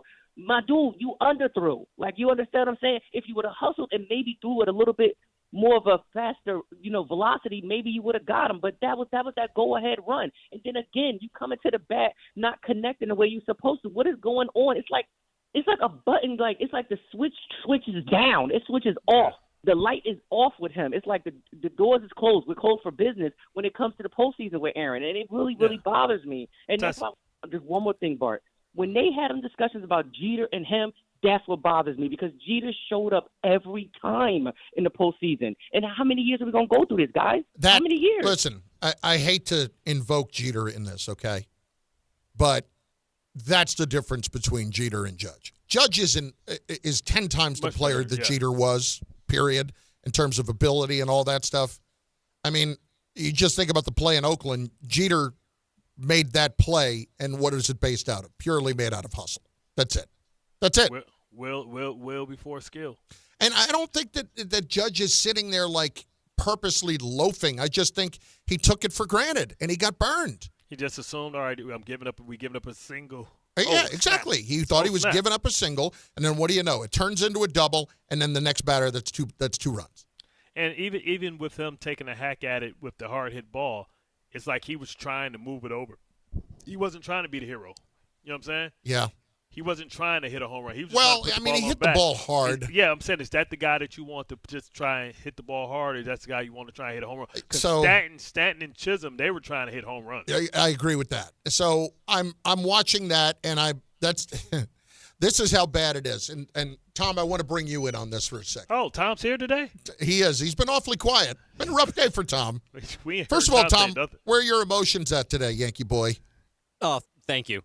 Normally that's reserved for Michael. I'm honored to be no. On this show, you're Yankee boy. Okay, good. I felt gutted after last night. And that's probably personal because I'm going tonight to Game 2. Oh. So I feel like crap if they're going to get eliminated. It's not going to be a good day for me tomorrow. So that makes me feel even more gutted that I'm going down, or I'm going to the stadium when they're down. But last night, they could have won. It's not that they should have won. They could have won. And it's a matter of getting outmanaged by Alex Cora that makes me angry, because that's one of the main reasons now that you can look at Aaron Boone and say maybe he shouldn't be a Yankee anymore. And then it's a matter of you got to hit the baseball when it matters in the ninth. Giancarlo Stanton, you mentioned it earlier, Chris. Put bat on ball. That's all you have to do. Like, it's just so frustrating watching this team because it's one issue after another, and it never seems to change. Well, the one thing I was going to bring up about this is, and this is a completely unfair criticism. And it's not even a criticism. I'm just raising it. When Judge swung at the first pitch and hit a single to center, I'm like, oh. I was like, exactly. That's okay, well. That's what he did? Like, all right, but see, we're just passing the baton. And I can't be like that. It's unfair for me to be like that because earlier in the year, we were lauding Juan Soto for doing the same thing. For just get the base hit and then we will pass the baton, or take the walk and we will pass the baton to Alonso. I'll tell you what, compared to past playoff Judge, I'll take those singles. Just I get know. on base. I know, but like that's the problem with Judge. Is the expectation is so high that I'm sitting there like, oh, single, good for you. Yeah, all right, that's great. Any other time you'd be like, "That's great, here we go. Let's keep going." You're like, Judge, oh, that's it. Yeah. Right. It's like watching Michael Jordan going down the court on a fast break and he lay it up. Like, huh? Yeah, or he lays it up, or he passes to Steve Kerr. Oh, okay. Well, all right, he hit it. Okay. It's just how the entirety of the team works. It's ride or die with the home run, apparently. Anthony in the Bronx is next on ESPN New York. Anthony, what's up, dude? How are you? What's up, fellas? First of all, Mr. Carlos, this is a time when Yankee greats step up to the plate. So I know you was mentioning that he's got to pitch tonight. He's got to pitch. Who the hell's Carlos? He means me, I think. Oh, Carlin. Carlos Rondon. Oh, Carlos. Okay. It's like, listen, I'll step up tonight. That's fine. Yeah. So, gentlemen, this is the time when he steps up to the plate and becomes, I'm not going to say a true Yankee, but this is where he earns his medal as a Yankee. Does he earn the pinstripes tonight? Does he earn the pinstripes tonight, yes. Anthony? And the second thing is, Rice, you play your best players. I don't know why Rice and Chisum wasn't playing last night. And with Judge, I've seen 7 world champions. I've seen guys like Jackson, O'Neal, Tino Martinez come in here and play big when it really counts. I'm waiting for Judge to do that. These numbers in a regular season is great. Whoop-dee-doo. But what I care about as a Yankee fan is performing when it really counts. And that's not a knock on Judge. The same thing with Alex Rodriguez. And Alex Rodriguez came through in 2009. We're waiting for Judge to do the same thing. Wreck the game, big boy. Listen, Wreck the game. Judge at some point will come through. And last night, a couple of hits, that's obviously a step in the right direction. When it comes to Ben Rice, am I going to get that worked up about it? I'm not, because what are we talking about doing with him? Are you going to play him behind the plate instead of Austin Wells? Obviously, that's the best option there. You're not going to do that, I don't think, if you have a pitcher in Fried who has worked with Wells a lot more than he has worked with Rice. A lot more. So if that's the case, I have to make sure that pitcher is comfortable with who he's got behind the plate. Even though they did work together in a week, like last week against the White Sox, like I'm not doing that part. Like, yeah, you want the guy that makes you feel comfortable calling the plays and putting you in your pitch sequences because you trust him. Yes, in his blind faith. Yes, there is a big thing to the pitcher-catcher relationship, and there's even a bigger thing when it comes to pitchers. Who was that the guy never used to catch him? I'm sorry. No, go ahead. Who's the guy that like a couple of years ago that was a big thing? Was that Garrett Cole back in a couple of years ago where he had it was between. Was it he only had a Higashioka catching him? Yeah. He never liked the Kraken. Yeah, never liked Gary Sanchez. Always wanted a Higashioka. And with pitchers, they are the creatures of habit, and they do not like you messing with them at all. But they don't like messing up any part of their routine or anything of what they're used to doing. They hate it. They hate it. So in that case, I was not going to have any kind of a problem with that. Bart, he is with us. It is the first time in quite some time. If you would like to do your new mustard opening for our man, Richard. Richard in Manhattan. Hello, Richard. Hi, Bart. Hi, Chris. Hey, Bart. The atmosphere tonight at Yankee Stadium. You gave up on us, Richard. Where you been? We'll get to it, Richard. Don't worry. Where you been? I'm still here. I'm still trying to call. I still have ideas every time I'm thinking. Fellas, the atmosphere tonight at Yankee Stadium, we've seen before. 21 years ago, Boston won 3 straight. We went into Game 7 with Kevin Brown. The fans were scared as anything about that. Now, Boston did something that was never done. The Yankees tonight can do something. And tomorrow, win a 3-game series after losing the first, just as Boston did 21 years ago, 4 straight at Yankee Stadium, the fourth game. Well, they didn't win 4 straight at Yankee Stadium. They won 4 straight. No, but the fourth game was at Yankee Stadium. Yes, it was. And the fans will have the same kind of demeanor as they will tonight. It will be the same atmosphere at Yankee Stadium. It will be. Now, It'll be a zoo. And Richard, you're right, and especially because when we say that the team that has lost Game 1 has not come back to win that series, never. 13 straight. I know that, Richard. I'm just saying it's only been a couple of years that this all has right, been fellas. going on. Now, Max Fried may have 5 months to rest. Whether he pitched 102 or 118 pitches last night made no difference. I don't understand it. He got the last batter out. If he had given up a single or a walk, I could see taking him out. You don't take him out after he just retired. Richard, now, do you think you guys are religious people, aren't you? Are you guys religious people, Bart? Yeah, I got saved at 16. I belong to the church. Okay. On the eve of Yom Kippur, a Jewish pitcher is pitching fantastic. Can you tell me somebody in the analytical department, there wasn't one Jewish guy in the analytical department that would have said, if this guy is pitching good, the stars are all aligned for Max Fried to pitch an unbelievable game? Wouldn't if you wrote him to the 8th or at least 8th inning or 9th inning? That's what I would have done, being a religious person. That's how I would have figured it. So you think in the divine intervention that God cares who? So what if there's another? It's a hunch, Bart. It's a hunch.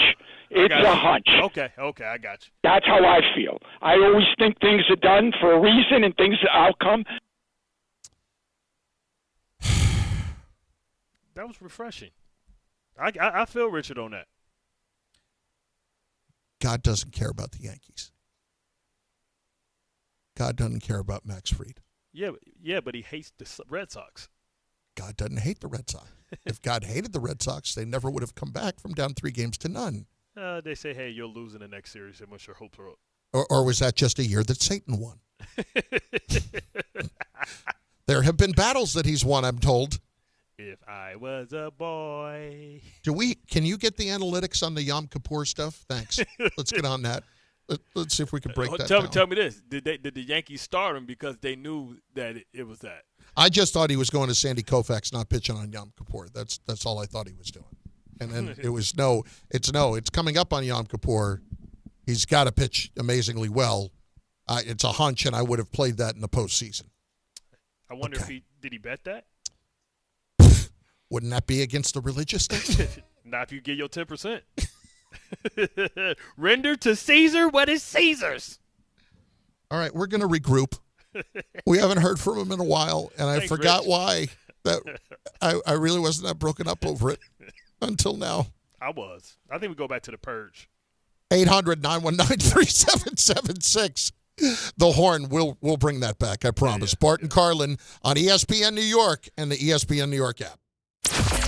Wednesday with Don, Hahn, and Rosenberg. The Yankees bullpen and lack of hitting spoiled a great Max Fried start. They now face elimination tonight against the hated Red Sox. How confident are you they can force a Game 3? Tonight was a great baseball game that we just couldn't get that final punch in. So we'll be ready to go, and I expect us to come out and get one tomorrow. Don, Hahn, and Rosenberg today at 3 on ESPN New York and streaming live on YouTube.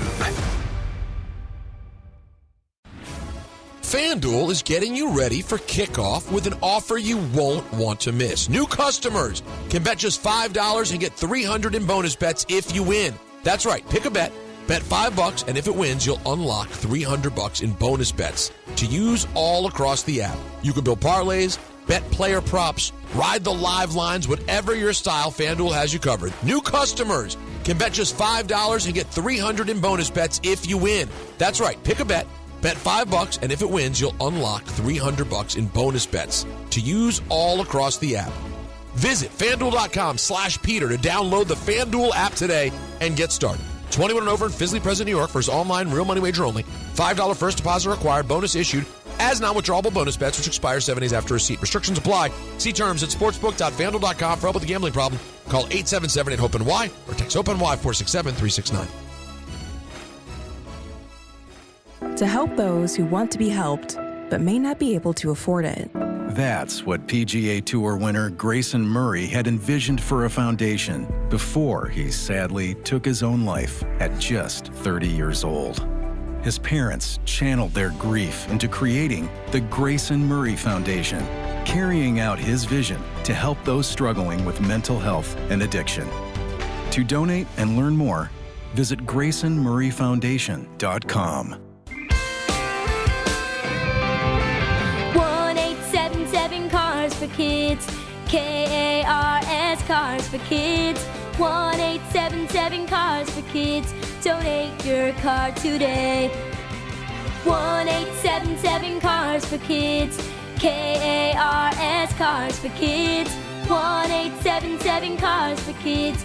Donate your car today. Ready to get rid of that old car? Donate it to Cars for Kids. Call 1-877-CARS-FOR-KIDS to reach a friendly live agent. Donation is super easy, and your car can be picked up as soon as tomorrow. Call us now, 877-CARS-FOR-KIDS. That's cars with a K to donate your car today. 1-877 Cars for Kids. KARS Cars for Kids. 1-877 Cars for Kids. Donate your. Did you know you can donate real estate too? Go to carsforkids.org. That's carsforkids.org. Health surprises can change your life in an instant. You've seen it happen to others, but it doesn't have to be your story. At Princeton Longevity Center, we customize actionable and proactive health plans to maximize your lifespan and take control of your health. Our Cancer Check program combines cutting-edge technology with top medical expertise to keep you ahead of potential risks. With advanced full-body imaging, genetic testing, and multi-cancer detection blood tests, we look for even the earliest signs of problems. Results are analyzed by expert physicians who craft a personalized plan to safeguard your future. You're not just a patient, you're a partner in your health journey, backed by a team committed to helping you live longer, healthier, and more vibrantly. Our programs have saved hundreds of lives and empowered countless others to take control of their health. Be proactive with your health for the ultimate peace of mind. Call 888-8000-PLC or visit PrincetonLongevityCenter.com. At Uline, they know going the extra mile takes hard work. For companies pushing to go further, Uline will go the distance with you. 24/7, they answer the phone to get you the shipping and industrial supplies you need. Business can move fast. Unexpected large orders, adverse weather, new safety guidelines, and changing economic trends. Uline works hard keeping 41,000 items ready to ship, minimizing detours on your way to the extra mile. Visit uline.com. A Progressive Home and Auto Bundle can protect you round the clock, but we can't protect you from those painful moments in sports. Holding. Defense. The ref totally blew that call. Oh, I'm sure he'll make the right call next time. It's too late. It cost us the game. Well, it's just one game. That loss eliminated us from the playoffs. Oh, the playoffs are on so late. Now you'll be well rested. Okay, I need you to stop talking now. Well, at least your home and auto are protected with a bundle from Progressive. Progressive Casualty Insurance Company affiliates and other insurers. Not available in all states or situations. Hey, fans! Welcome back to Fansville's Cheers and Tears. Oh. Okay, so everybody deals with losing, right? To a rival on a last-second field goal. Whatever, it's fine. I'm totally fine. But I cope with losing with an ice-cold Dr. Pepper. Those 23 flavors are so delicious. They totally wash away the pain of your college football team taking a big fat L. College football, it's a pepper thing.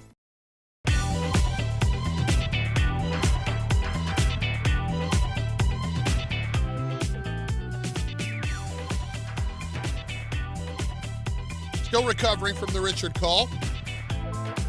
Bart Carlin, ESPN New York.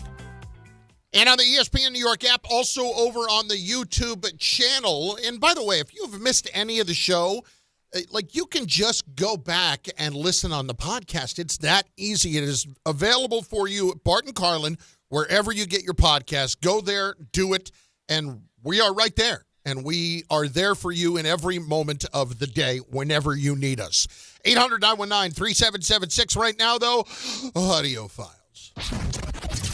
The audio file. Tom Bowers here. He is a sunken little camper today. He's been a little bit cranky. Bart, you know what? When I walked in, I said, how you doing? And Tom expresses all of his emotions with a smile on his face.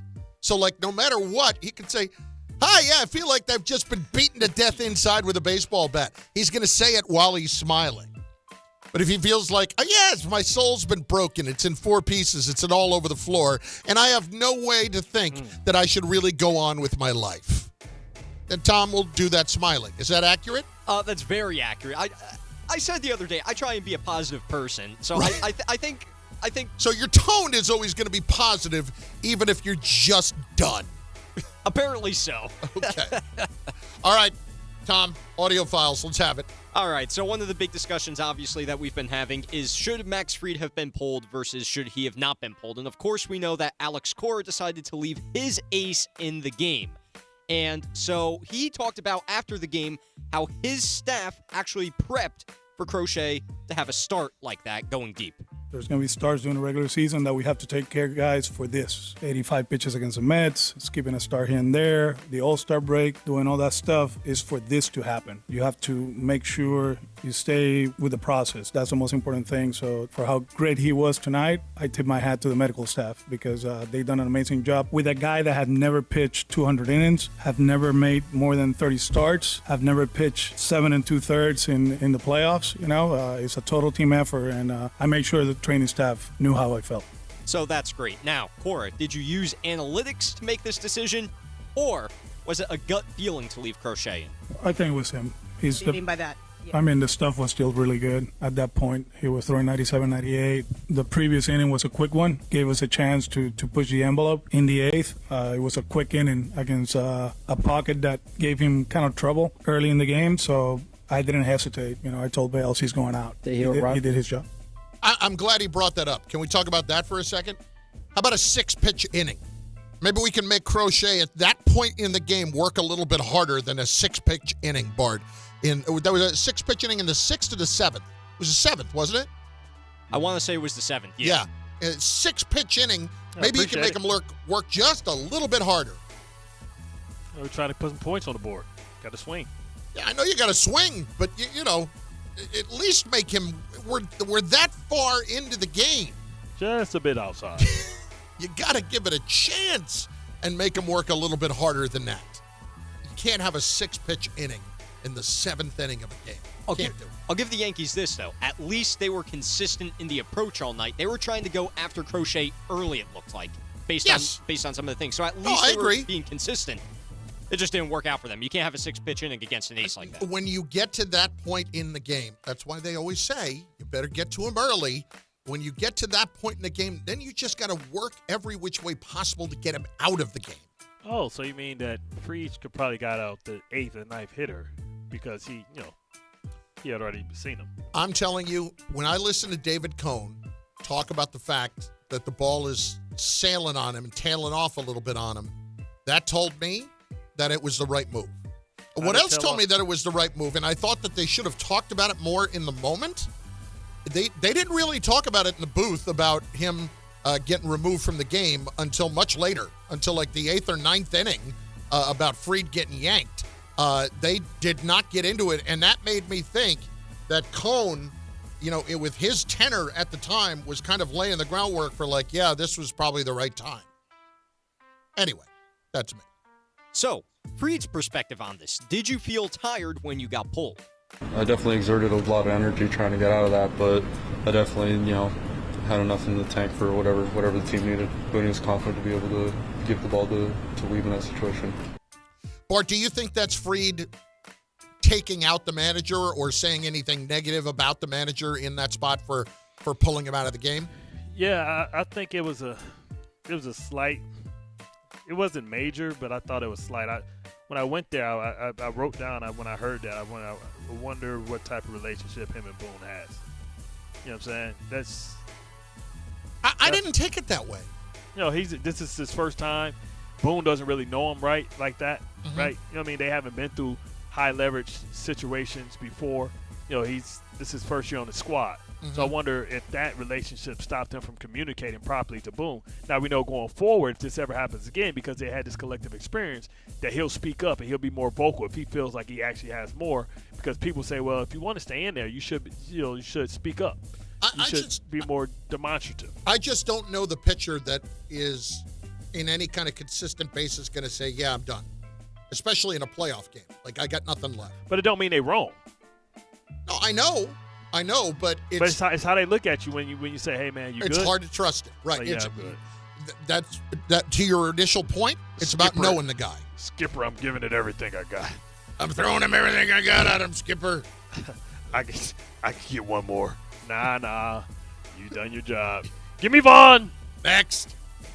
All right, so Buster Olney, he was on DPHO in Rothenburg this morning, and now we're going to get the insider's perspective on kind of how things shook out. So, because we're talking about the decision-making of Aaron Boone, Buster was asked by the guys in the morning, does Boone make most of these decisions, such as taking out Fried? There's no question that they get a lot of input from the front office in terms of these are the numbers, this is what we're looking at, this is a way you might think about going, and in the end, it's Aaron's decision. It's interesting because there are a lot of people who I've heard through the years have talked about how they believe Boone basically is everything is dictated to him. I don't think that's the case.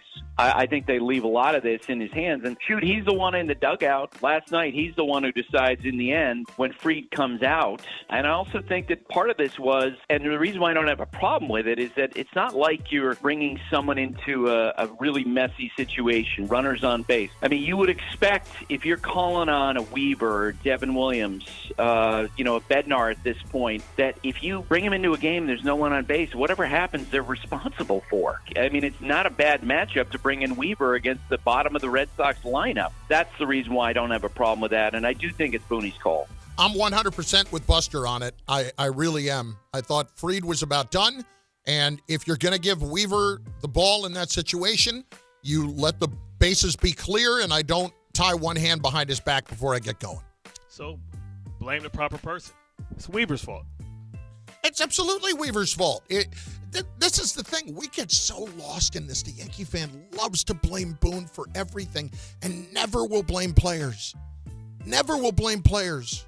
Like, the fact that Chisum has his back to the media last night and is talking the way he is about not being in the game and, you do what you got to do to win, I guess. That's kind of how it is. Like, we can all tell how annoyed you are, and it's and Dave and I were talking about this morning on the air.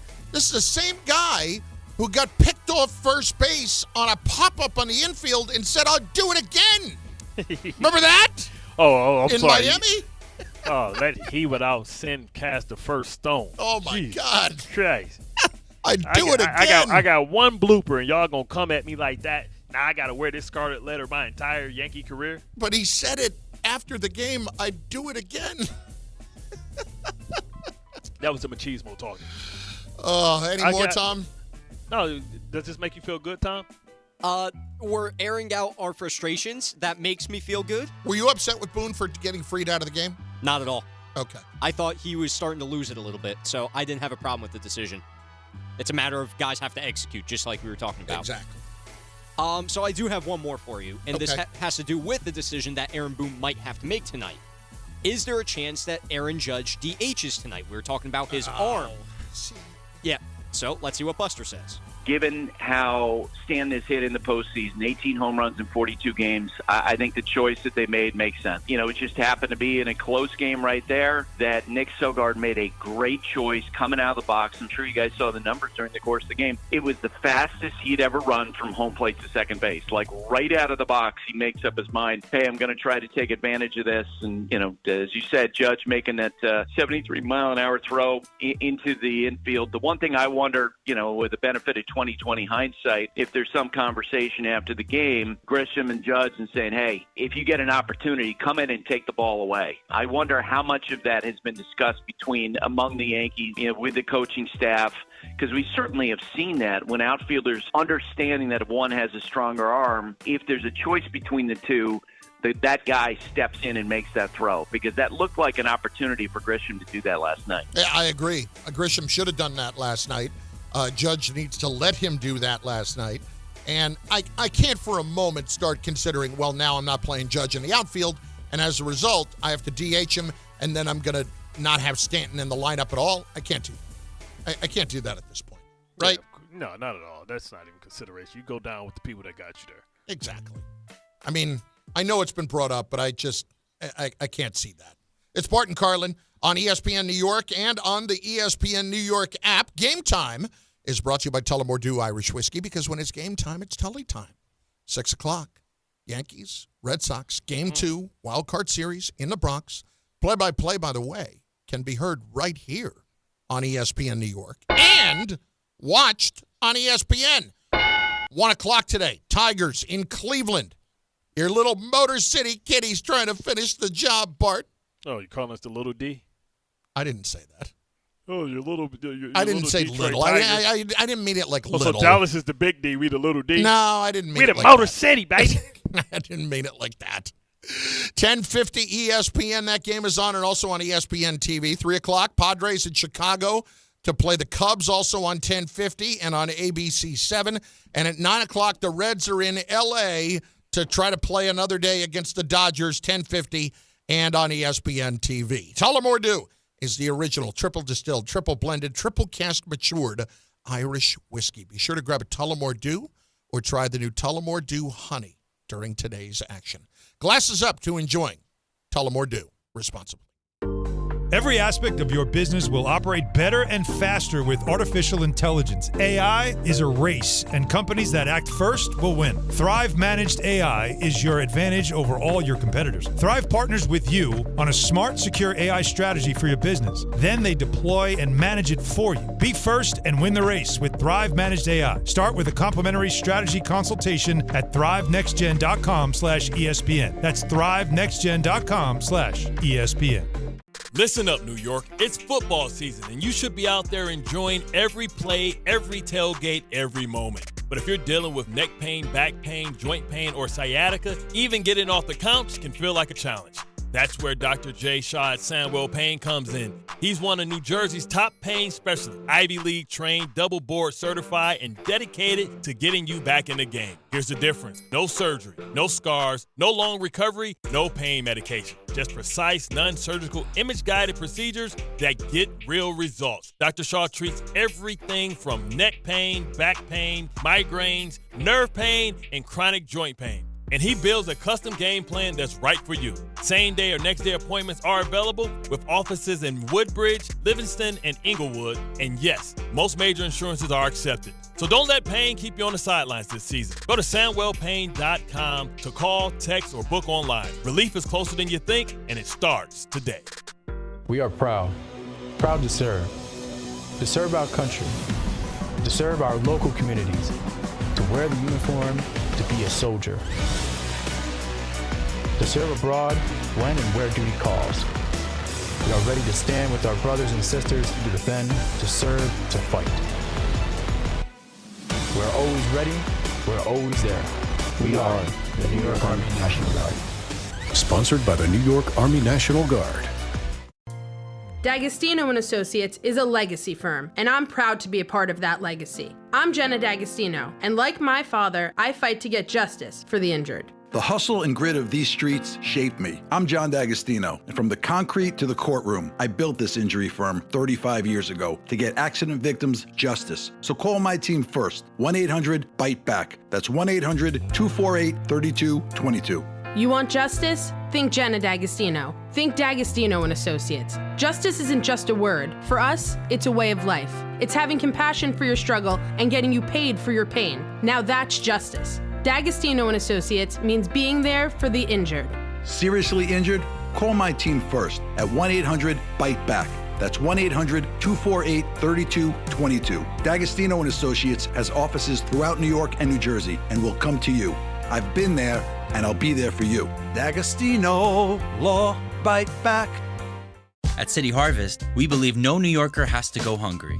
With your help, we're on the road 365 days a year, rescuing over 77 million pounds of nutritious food and delivering it free to millions of New Yorkers, transforming surplus food into sustenance, sustainability, and smiles, rallying thousands of New Yorkers to power a network of nourishment across our city. One day, one meal, and one New Yorker at a time. That's how we feed good. Donate at cityharvest.org. I'm home. Hey, Mom, before you ask, I've done my homework and the dishwasher's unloaded. Nice. Hey, can you... Hey, hon, yes, I've got the finale ready to play. Here's your wine. Wow. Isn't it nice not having to ask? We think so. That's why if there's a network interruption, AT&T will proactively credit you for a full day of service, guaranteed. Credit for fiber downtime lasting 20 minutes or more, or for wireless downtime lasting 60 minutes or more caused by a single incident impacting 10 or more towers. Restrictions and exclusions apply. See att.com/guarantee for details. Now that I'm a dad, I can't stop thinking about what would happen to my kids if something happened to me, like losing the house or not affording college. Yeah, that used to keep me up at night too. It's why I finally got life insurance from Ethos. It's 100% online. No medical exams, just a few health questions. I got $2 million in coverage for around $2 a day. I never realized it was that simple. Get your free quote at ethos.com/game. That's ethos.com/game. Rates may vary. Bill monthly. Sample rate 10-year term life policy for a 35-year-old healthy non-smoking male. In the city that never sleeps and never stops talking sports, ESPN New York is always on. Now you can live and breathe everything New York sports wherever you are. On your radio dial, on the ESPN New York app, and streaming live on YouTube. However you watch or listen, ESPN New York is always on for you. Hear us, stream us, watch us. This is ESPN New York.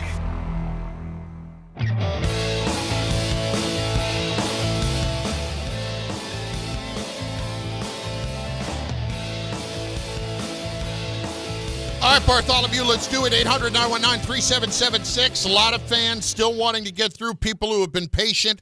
Let's get to Cam in Binghamton next on ESPN New York. Cam, what's going on, dude? Hey, man, how's it going? Good, how are you?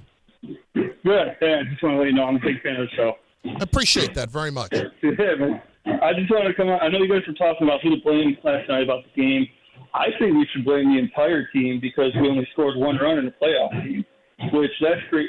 We have won 8 games in a row, right? And so now we're going to take out our everyday second baseman, Jazz Chisholm, which, on a side note, what he did after the game, absolutely ridiculous. Should never happen. It makes us look bad. It makes us look weak. But at the same time, why are Jose Caballero and Ahmad Rosario playing over Jazz Chisholm right now? Who's been our guy every game this year?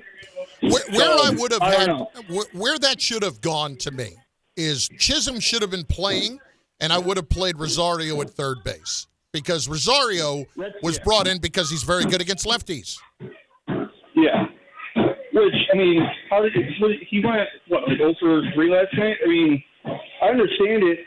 Like, I understand the move, but, like, it's playoffs. Like, it's a lot different. You know what I'm saying? That's why I'm it's just irritating because, I mean, Jazz went 30-30, like you guys said earlier. So, I don't know. It's just, I think something needs to change tonight because, I mean, we're facing elimination in the wild card, and we tied for the division. So, I mean, I don't know. I'm wondering what's going on in the background, like what you're doing. Are you on the treadmill? What are you doing? Yeah, I'm on the job. I'm on the job right now. Yeah. Oh, okay. Okay. I'm like, is he walking up 18 flights of stairs? Maybe he was on a Stairmaster. I don't know. Do people still do Stairmasters? I haven't been to the gym since 1993. Do they? Yeah, that's what they do. That and what's worse than the Stairmaster is the Jacob's Ladder. What is the Jacob's Ladder? It's like a ladder, and it's at an angle, and it's basically like the ladder just goes up and down like the Stairmaster. So you kind of climb in. So just imagine the arch of your back. Yeah, no, I'm good. A ladder. Yeah, I'm straight. I'm straight. We're good there. Look, it is the whole team to blame. That's the bigger issue for me. People who are getting caught up in the Boone stuff, I think, are really not seeing the forest for the trees. They didn't score runs. You have to score runs to win games. I never played the game professionally, but it strikes me as that's important. Yeah, I think that's the objective. Unless the other team scores none. Yeah, unless you're able to outscore the other team 1-0, great, because your pitching is amazing and gets the job done. That's fine. And the pitching last night was pretty good, but to me, I had no problem whatsoever with when he took him out. How about Rashad in the Bronx next, listening on the ESPN New York app? Rashad, what's up, baby? Hey, good morning, Chris. Good morning, Bart. Good morning. All right, so I have 2 concerns. So yesterday, remember when Jazz hit the fly ball at the bottom of the 9th inning when the bases were loaded? Mm-hmm. Why didn't Goldie try to score a run on that fly ball? Yeah, that's what I was wondering too. Yeah, like I'm wondering, well, why not try to score? And if my friend told me, he was going to make it. And my next question is, if that's the case, then why is he leading off then? If he's not going to make it to the Well, that's two different questions. Number one, he's leading off because of on-base percentage and because of all that. Leading off doesn't have anything to do with speed anymore. Like, that's not a thing. You know, we've seen, Kyle Schwarber led off for Phillies and Cubs for years. So, like, that's not a thing anymore.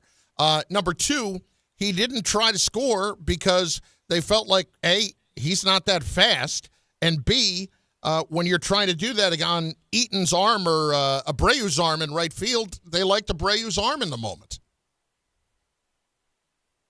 I think that had more to do with that, more to do with that than anything else. And it was shallow enough where I was like, okay, like if you had somebody who was a burner, you'd take a chance there, right? He was not a burner. He's not somebody that you're going to look at and say, he's going to go out there and steal me a base in a big... Like, would I have tried it if it had been Volpe? Yeah, maybe I would have tried it if it had been Volpe. That's all. Good talk. All right, Gilbert in Brooklyn next.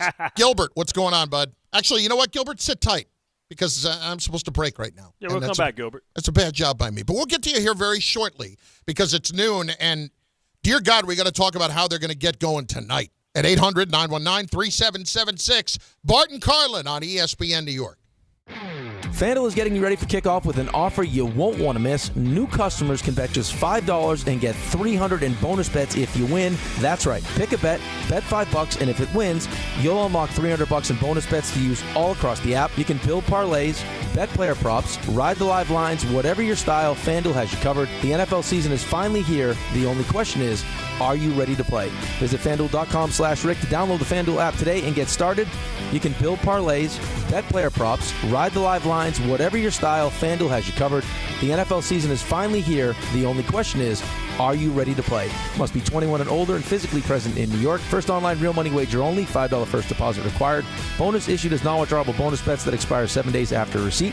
Restrictions do apply. See terms at sportsbook.fanduel.com. For help with a gambling problem, call 1-877-8-HOPE-NY or text HOPE-NY at 467369.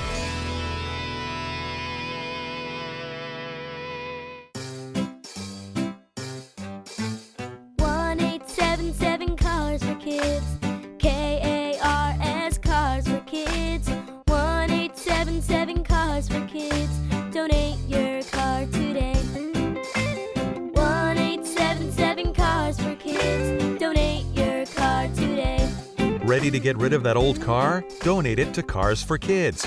Call 1-877-CARS-FOR-KIDS to reach a friendly live agent. Donation's super easy, and your car can be picked up as soon as tomorrow. Call us now, 1-877-CARS-FOR-KIDS. That's Cars with a K to donate your car today. 1-877-CARS-FOR-KIDS. K-A-R-S, Cars for Kids. 1-877-CARS-FOR-KIDS. Donate your car today. Did you know you can donate real estate too? Go to carsforkids.org. That's carsforkids.org. There's nothing the voice in our head obsesses over like our health. But with over 100 lab tests and insights, Function can help answer the questions like, why am I so tired all the time?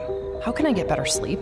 My friend was telling me about magnesium gummies she takes. How do I even know if my heart is work stress affected? It's time to up my cardio. If my mom has something, how would I find out? It's time to get some blood work done. A Function membership gives you a comprehensive health check with results tracked over time. Find out what you're made of at functionhealth.com. At Uline, they know firsthand the road to success is an uphill climb. Uline started in the family basement, and through hard work is now North America's most trusted shipping and industrial supplier. They get what it means to have the support of reliable, hardworking partners. So they keep 41,000 items ready to ship.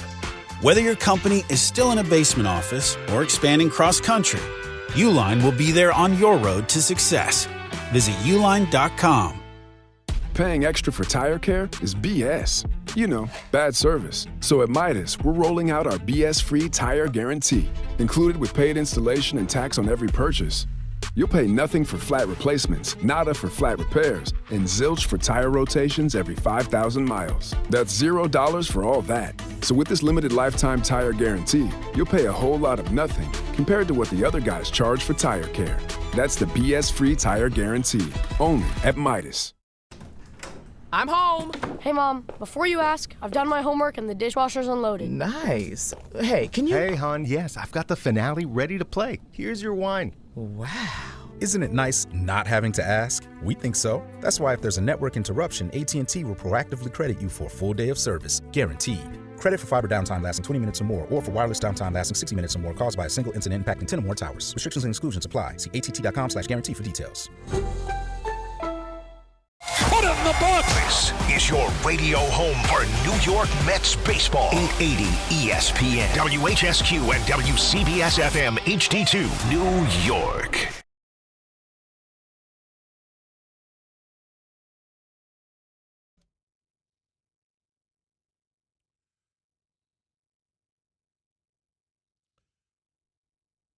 How good are you feeling about Carlos Rodon having the season on his shoulders? It's Bart Carlin, ESPN New York, on the ESPN New York YouTube page. If you are not there, you should be subscribed. You should be watching the show as well, because who wouldn't want to see this visually?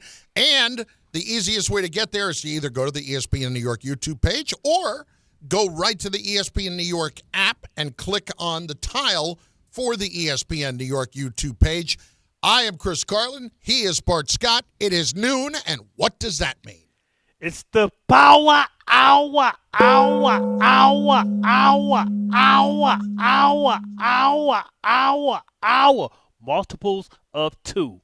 The Yankees have to win 2. I went 8, but I really wanted to go 2, so I did 8 because 4 times 2 is 8. Your logic is truly dizzying sometimes, but I'll take it because we need them in the worst way right now. Bart, based on what I saw from the Jets the other night, we need Yankee baseball. For real. Please. No doubt. Let's rally it up here, boys. We need you. We need a Nick-like run. Exactly right.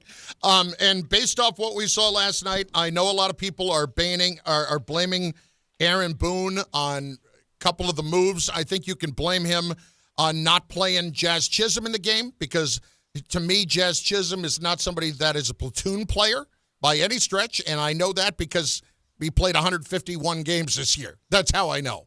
And so, Bart, I can't get I am annoyed that he wasn't in the lineup last night. I was annoyed when they put him in, because at the time that they put him in, it was pretty clear it was that the Red Sox were going to do everything they could to go from Garrett Crochet right to Chapman and not go with the eighth inning right-hander in Whitmer and put themselves in a better position that way, and not making the rationale for putting Chisum in at that point didn't make any sense. But then people who were screaming and yelling about Max Fried, that ain't it to me. That's not the reason why. The Yankees didn't score runs. That's why they lost the game. Yeah, but it's a lot of little decisions that kicked in with that. We can talk about Judge not hustling. Should they have better communication? And that's really something that I think that Boone should have really talked about. Hey, how strong is your arm, Aaron? How good can you throw the ball? What's your range, right? You ask. It's like when you go to a kicker and you're like, hey man, you're good from where? Like I'm good from about 50. And where you good from? I'm good from like 60, or I'm good from 45, man. I'm tight, man. I'm missing. It's windy out here. So they can have that pre-game conversation. Grissom, if anything is in the margins, you grab it, you throw it, because you can handle it and Judge can't. Those are the little details. Those are the details that may never show up, but they only show up the one time. And the one time you don't have the communications when it comes to bite you in the ass. Yeah. You see what I'm saying? So it seems like when you talk about the very, very good teams and the very, very well-managed teams, they have these nuanced scenarios that may not ever come up, but it may be enough of them that you're always prepared for these little one-offs or nuanced type of situations that you're able to take advantage of and be on the right side of history whenever those moments occur. If you want to be upset that Boone does not always win the game in the margins, I think that's fair.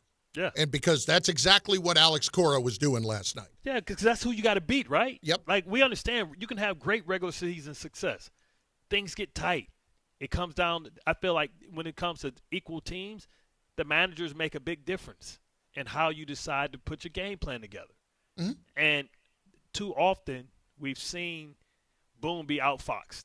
We just saw him be outfoxed pretty much by the entire Dodgers team last year, where they mocked the Yankees.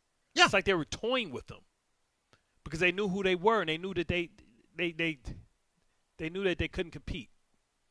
Listen, that's fair.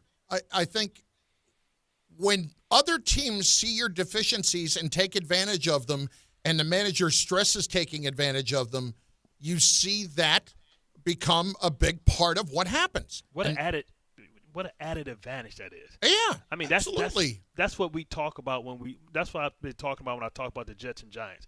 Like when you go into a game, do you feel like you have the strategic advantage and the other team's going to have to adjust to it?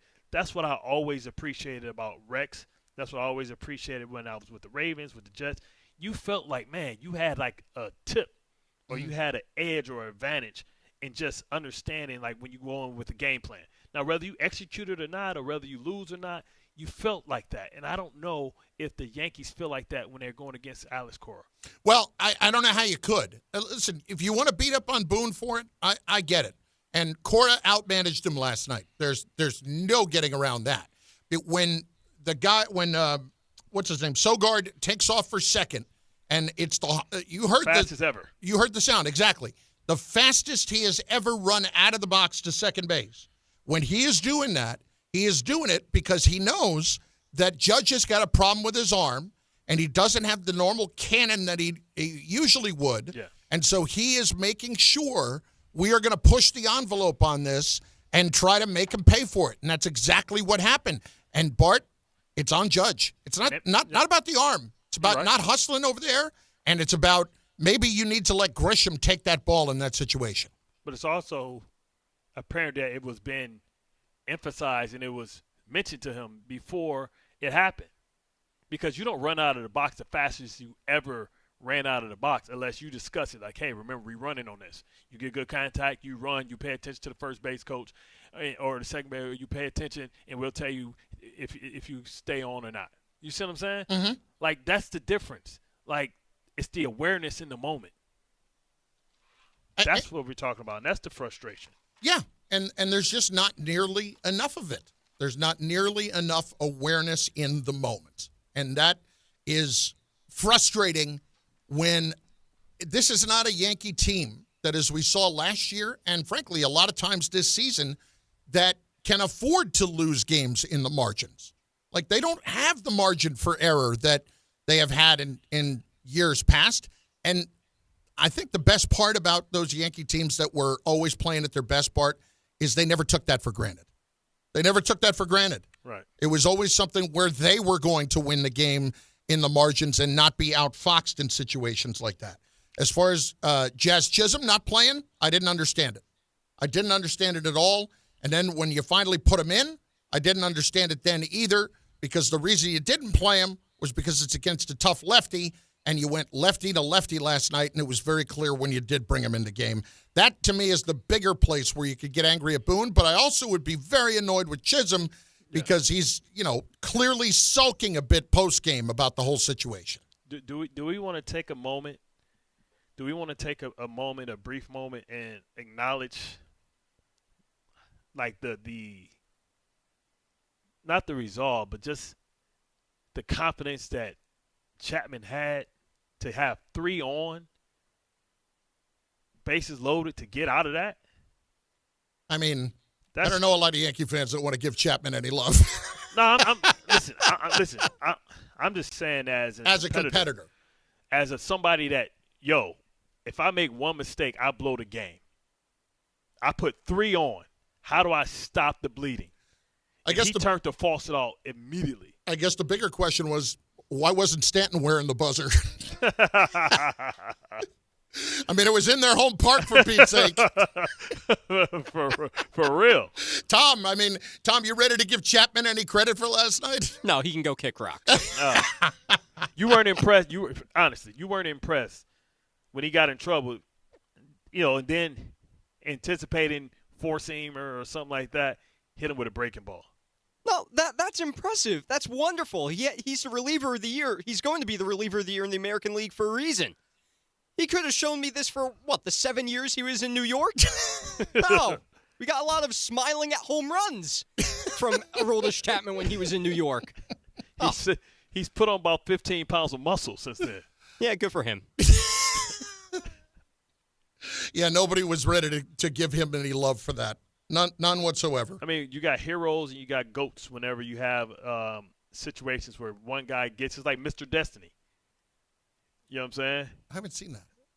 What? Mr. With Jim Belushi? He's a baseball player. Yeah, I with Jim Belushi. I remember the movie, but I never saw it. He struck out, and he finally goes back in time and sees what would have happened if he hit a home run. Yeah. Yeah, and how much better his life would have been. Yep. Let me take a guess. I never saw it. Right? Never saw it at all. I'm going to take a stab in the dark and say that in the end he was much better. He was much happier with his wife when he struck out. But I'm just guessing. Am I wrong? Yeah, that's Disney for you. Was it even a Disney movie? I don't even know. Everything's Disney. We own everything. We've consolidated everything. That's true. Everything is Disney. That's for sure. 800-919-3776. So it's all there for you. And then here's the other thing.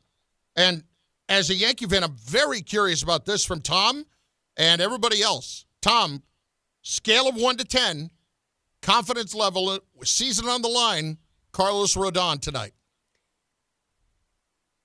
Probably about 5. Like, I feel more, if it makes you feel any better, I feel more confident about him this year because he's shown me something. Yeah. However, he's not been a playoff performer in the past, so that's where I get the hesitation from. He's been okay against Boston, not great. So with the game on the line, if he's going to be fired up and all that, if he stays calm, he's fine. If he's going to be all fired up and jacked up on Mountain Dew, All right, everybody calm down. Everybody calm down. Ray, where is your confidence level, scale of 1 to 10, in Rodon tonight? You are a Yankee fan, correct? That is correct. That is correct. I would say I give him like a 7 to an 8. I think he will perform as Carlos Rodon should perform. Okay. All right. So we're actually feeling good around here. Why are you smiling? Bart's got a big smile on his face. I'm just listening, man. Listen. Don't think I'm being trying to be like, listen, I want the Yankees to win. I know. I need the Yankees to win. Bart, we need the Yankees to win. Because the Yankees losing only gives us like one day of excitement before everybody goes and crawls in a hibernation hole and wait for the Knicks to tip off. Exactly. And Bart, I cannot get too jacked up on Jaxson Dart week 10 against, San Francisco or whoever. I can't. Right. Like, you thought it was a game. Exactly. All right, let's hit it. 800-919-3776. Bobby in Belmore next on ESPN New York. Bobby. Yeah, hi. How are you? Good. How are you? Listen, good. Listen, I could give Fried. He should never have been taken out. I understand that, but this isn't the first time in this guy's rodeo.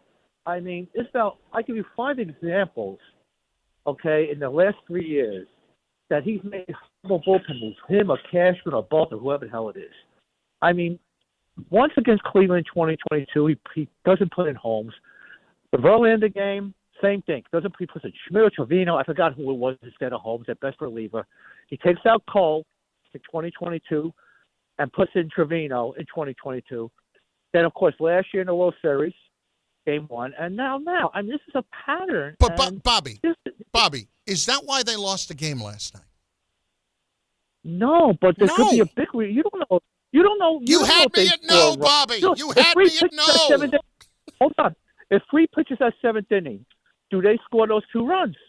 They might have still won 1-0. You don't know. And then he puts in Weaver, who sucks. He had a 10 ERA in September. So that just makes me – I don't understand that move either. You're taking out Fried and you're putting in a guy that's been garbage for the month of September? I think they said clean slate. I think they said clean slate. That's everything was a clean slate. So they forgot what he did in September, apparently. Right, but it's ridiculous. The problem is they treat these games like regular season games.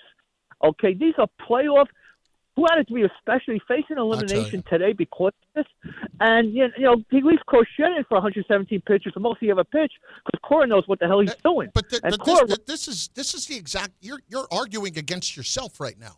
You're saying that they treat these games like regular season games. Then why did he take Fried out? If it was a regular season game, he's more likely to give him the opportunity to get those last 2 outs. He's talking about Boone. Yeah, no, why did Boone, if he's treating this like a regular season game, why did he take Fried out of the game? He was treating it with the urgency of a playoff game because he saw that Fried was out of gas. See, I hear that totally backwards. I hear that Cora rode his horse all the way to the finish line, and Boone pulled his horse up. Well, all right, but let's be clear. Cora's horse had thrown fewer pitches. First of all, all pitch counts are not created equal. That's one. Number two, at the time that he was pulled, as opposed to the time that he left him into the game, Crochet had less pitches on the board, and the Yankees had just given him a 6-pitch 7th inning. The Yankees basically determined that decision for Cora by not making him work hard at all in that 7th inning. At all. So I think that was the bigger issue. Tom, what do you think? In terms of, do I have a problem with what Boone did there? Yeah. No, I don't have a problem with that. As I said earlier, he looked like he was starting to lose it there. Now, of course, the reason we're having this big argument today is because it worked for Cora. As Chris said, yet Crochet had 6 pitches going in from the 7th inning to the 8th inning. That means a lot. So I don't disagree with Boone there. Your bullpen's got to execute. That's what it's got to come down to. Yeah, Weaver sucked in September. All you asked him was to get 2 outs. You got to do that. With nobody on. With nobody on With base. nobody on. Clean. If somebody were on, then yeah, maybe it's a different story. But here's a little bit of here's Buster this morning, Buster Olney on with DiPietro and Rothenberg about this very situation. Was Boone wrong to go to Luke Weaver? I think it made sense to go to the bullpen. Given where Fried has come out of games, given the fact that the bullpen was being left a clean situation, nobody on base, given that they were matching up the lefty, that made sense to me. Look, there was another mistake that I do think Boone made later or in that 2-inning period, but that one I didn't have an issue with. Was what, putting Jazz back in the game, putting Jazz into the game? Yeah, that made no sense. Yeah, none. To me. But just to double back, after the game, when we got back to the hotel, Greg Olson, of course, pitched for a lot of years in the big leagues, was sitting having a drink with us, and we talked about the Fried decision, and he said, look, I thought he felt like Fried was done. He said he was leaking out on his arm side with his pitches. Coney talked about that in the 6th inning where you could see these signs that Fried was beginning to tire. I didn't think it was anything wrong, and then after talking with Olson and Cone, I thought that was okay. Olson was doing the game here on ESPN Radio, and I did not even hear that Olson had said that. But Cone said it during the broadcast, and that was good enough for me. And now I got a second pitcher who's confirming that this guy was starting to fade out a little bit. Yeah, so then why Luke Weaver then? That's a whole nother discussion. That's a whole nother discussion. To me, you put the guy – now, you go to him tonight, that's a bigger problem.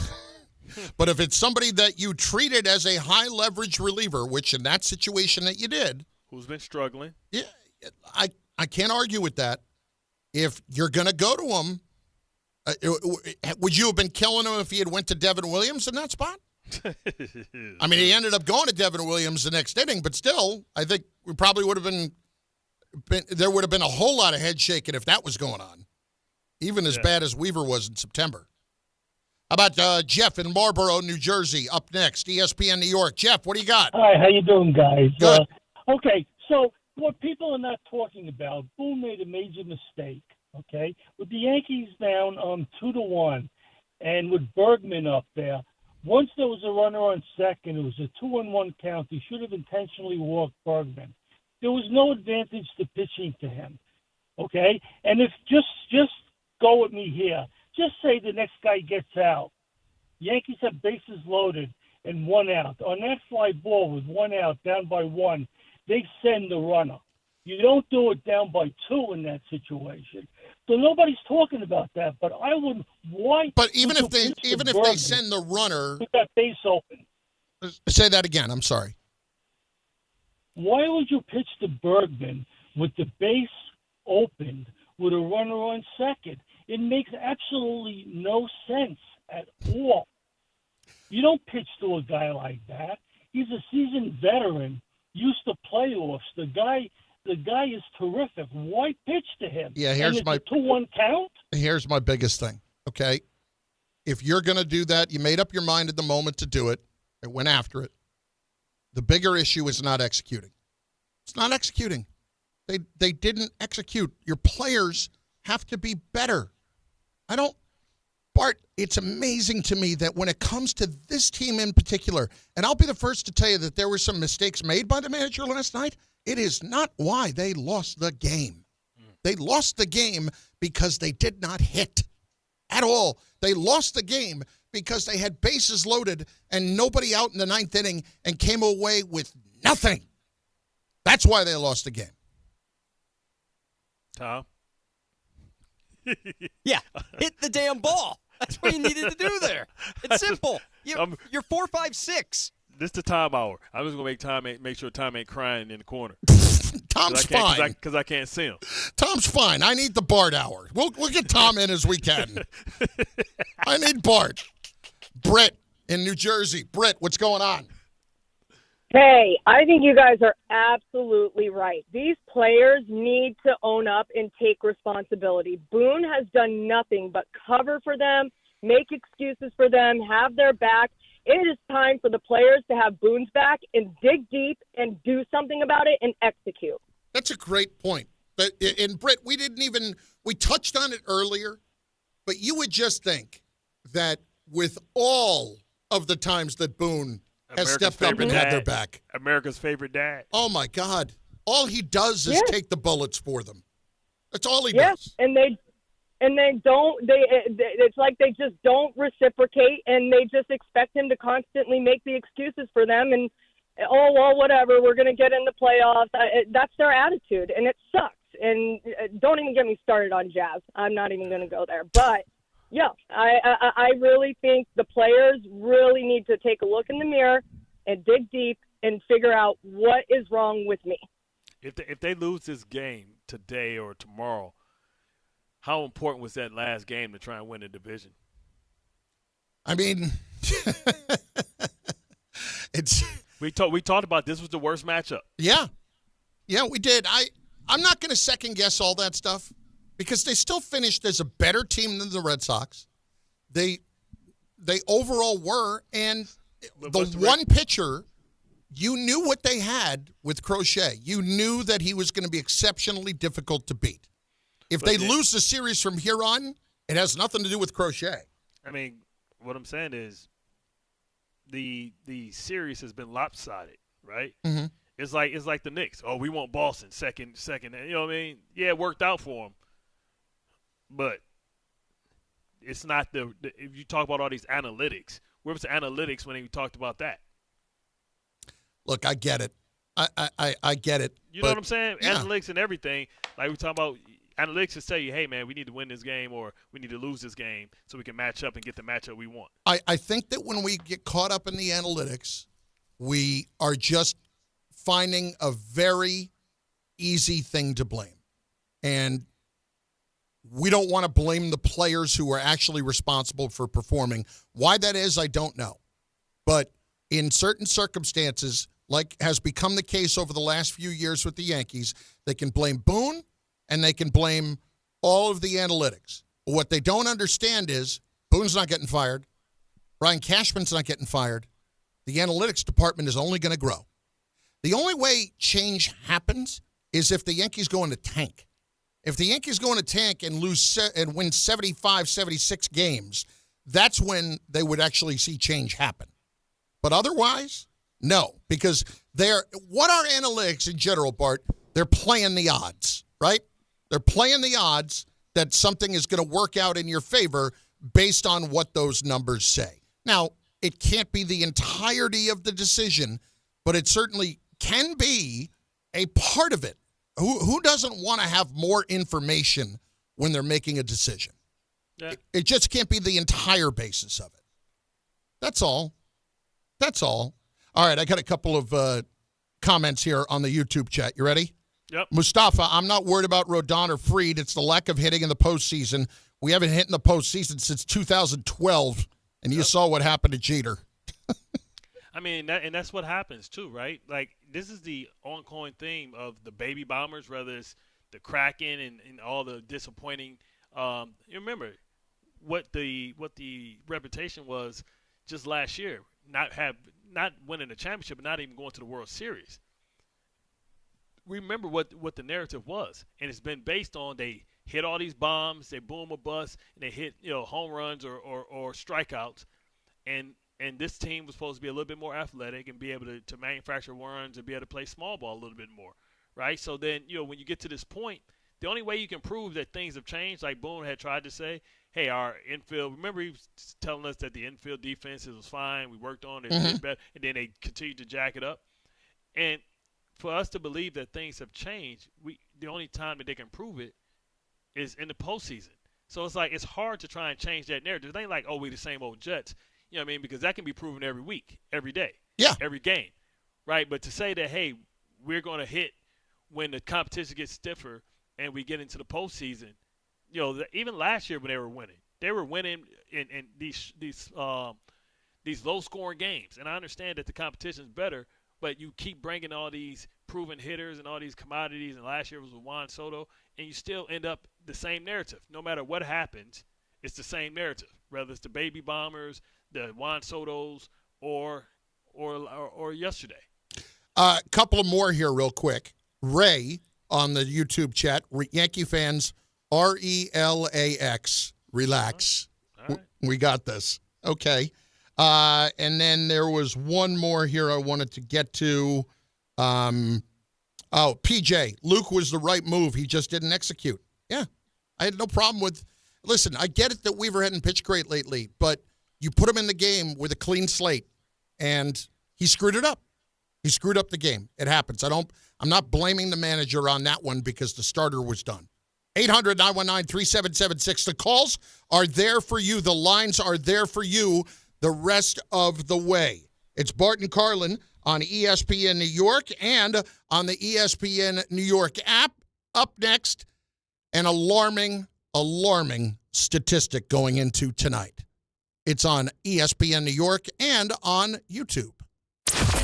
Wednesday with Don, Hahn, and Rosenberg. The Yankees bullpen and lack of hitting spoiled a great Max Fried start. They now face elimination tonight against the hated Red Sox. How confident are you they can force a Game 3? Tonight was a great baseball game that we just couldn't get that final punch in. So we'll be ready to go, and I expect us to come out and get one tomorrow. Don, Hahn, and Rosenberg today at 3 on ESPN New York and streaming live on YouTube.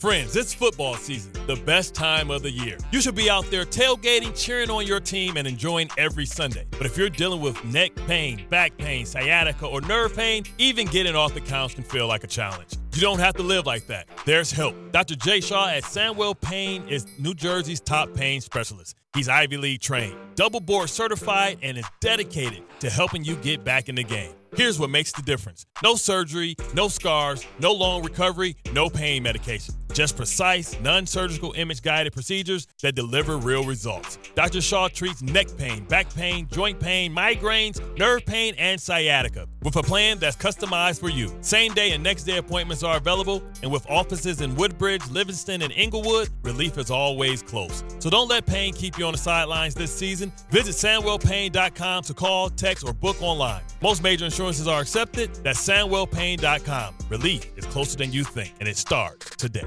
From the regular season to the Super Bowl, ESPN New York is your destination for football. We've got crazy fans, If the Giants somehow beat the Cowboys, I'm going to take a dump on your head. You can feel good because you're a damn football team. Expert analysis. Marcus Spears joins us now. ESPN NFL analyst Damian Woody. Mel Kiper Jr. The Hall of Famer Steve Young. He's kind of our resident general manager, Louis Riddick. We got Mike Tannenbaum right now. And all your fantasy and wagering needs. This is ESPN New York. We are football. Bally Bet Sportsbook. Yo, Bally Bet stacked for football season. When it comes to sportsbook apps, it's undefeated. Bally Bet. Check out that brand new parlay zone. Here's the kickoff. Build your bets and place them right on your phone. What? Live bets, daily boosts, and promos. Increase your odds so you can win more dough. Touchdown! Bally Bet's the play. Make game day more fun and download it today. Must be 21 plus, New York only. Gambling problem? Call 1-877-8-HOPE-NY. Bally Bet Sportsbook and Casino. Download it. Every aspect of your business will operate better and faster with artificial intelligence. AI is a race, and companies that act first will win. Thrive Managed AI is your advantage over all your competitors. Thrive partners with you on a smart, secure AI strategy for your business. Then they deploy and manage it for you. Be first and win the race with Thrive Managed AI. Start with a complimentary strategy consultation at thrivenextgen.com/ESPN. That's thrivenextgen.com/ESPN. At Uline, the prevailing opinion is, if you don't live it, you don't believe it. The people at Uline believe in hard work, and they live it by being there 24/7 to answer your call, having 41,000 items in stock, and offering same-day shipping from 12 locations across North America. Business owners, sellers, buyers, shippers, and packers believe it. Uline is the hard-working, dependable source for your shipping and industrial supplies. Visit uline.com. We are proud to serve our country, to serve our local communities, to wear the uniform, to be a soldier, to serve abroad when and where duty calls. We are ready to stand with our brothers and sisters to defend, to serve, to fight. We're always ready, we're always there. We are the New York Army National Guard. Sponsored by the New York Army National Guard. At City Harvest, we believe no New Yorker has to go hungry. With your help, we're on the road 365 days a year, rescuing over 77 million pounds of nutritious food and delivering it free to millions of New Yorkers, transforming surplus food into sustenance, sustainability, and smiles. Rallying thousands of New Yorkers to power a network of nourishment across our city. One day, one meal, and one New Yorker at a time. That's how we feed good. Donate at cityharvest.org. Individuals and businesses with tax problems, listen carefully. Do you feel like you're losing control of your finances? If you owe over $10,000 in back taxes or have unfiled tax returns, we can help you take back control. The IRS is the largest and most aggressive collection agency in the world, and they can seize your bank accounts, garnish your paycheck, close your business, and file criminal charges. Take control of your tax problem now by calling the experts at U.S. Tax Shield and take advantage of the Fresh Start program and new laws that may allow us to negotiate a settlement for the lowest amount possible. Our team of tax attorneys and enrolled agents can stop collections and get you protected so you can take control of your financial future. U.S. Tax Shield offers a price protection guaranteed quote to get you protected today. U.S. Tax Shield is A+ rated with the Better Business Bureau, so call now. 800-687-5192. That's 800-687-5192. U.S. Tax Shield. 800-687-5192. Let's go! I'm excited for tonight, even though, it can all end tonight. Am I nervous? Sure, I'd be nervous for the Yankees. I absolutely would be. I'm with Tom in that I feel better with the season that Rodon had. And Ray, same thing. He's obviously handled himself a lot better to where he's a lot calmer, Bart. Where if something goes sour, I have a little more faith that he's not going to lose his mind out there. I have a little more faith. Yeah, he's calmed down. He's calmed down a little bit. He used to struggle when it was hot outside. We always had a running joke when it was hot. He just seemed so agitated, and he's so damn emotional too. Well, that's like you just absolutely explained me. When it's hot out, he gets agitated. Yep. And how does he keep his composure?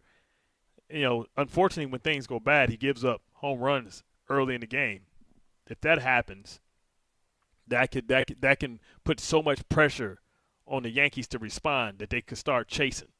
How confident are you in tonight in Rodon getting it done? And Rodon pitching well enough and the Yankees scoring enough runs to win this game? Honestly, I'm 50-50. See, I maybe even 60-40 because I'm confident, or I believe that if it comes down to a decision that the manager has to make, that Cora would make the right decision. Whether it's bringing somebody off the bench, whether it's getting the right matchup, whether it's trying to steal or aggressive base running. Like, when you have multiple ways to win, it's kind of like why it's so hard to beat the Philadelphia Eagles right now, because they have so many different ways to win, and usually their opponents have one or two. Mm-hmm. And so I just think that Boston can have more opportunities, different ways to win. Now, it's a lot closer of a matchup now that you don't have Crochet pitching tonight. I'll tell you what. But I thought Fried did his thing. Fried pitched well enough for them to win. He absolutely did. Fried definitely pitched well enough. He almost matched them. The one thing I'll say is I have a feeling if they lose and they don't score runs tonight, it's going to be a lot more of a refrain of if the Yankees don't hit home runs, they can't score.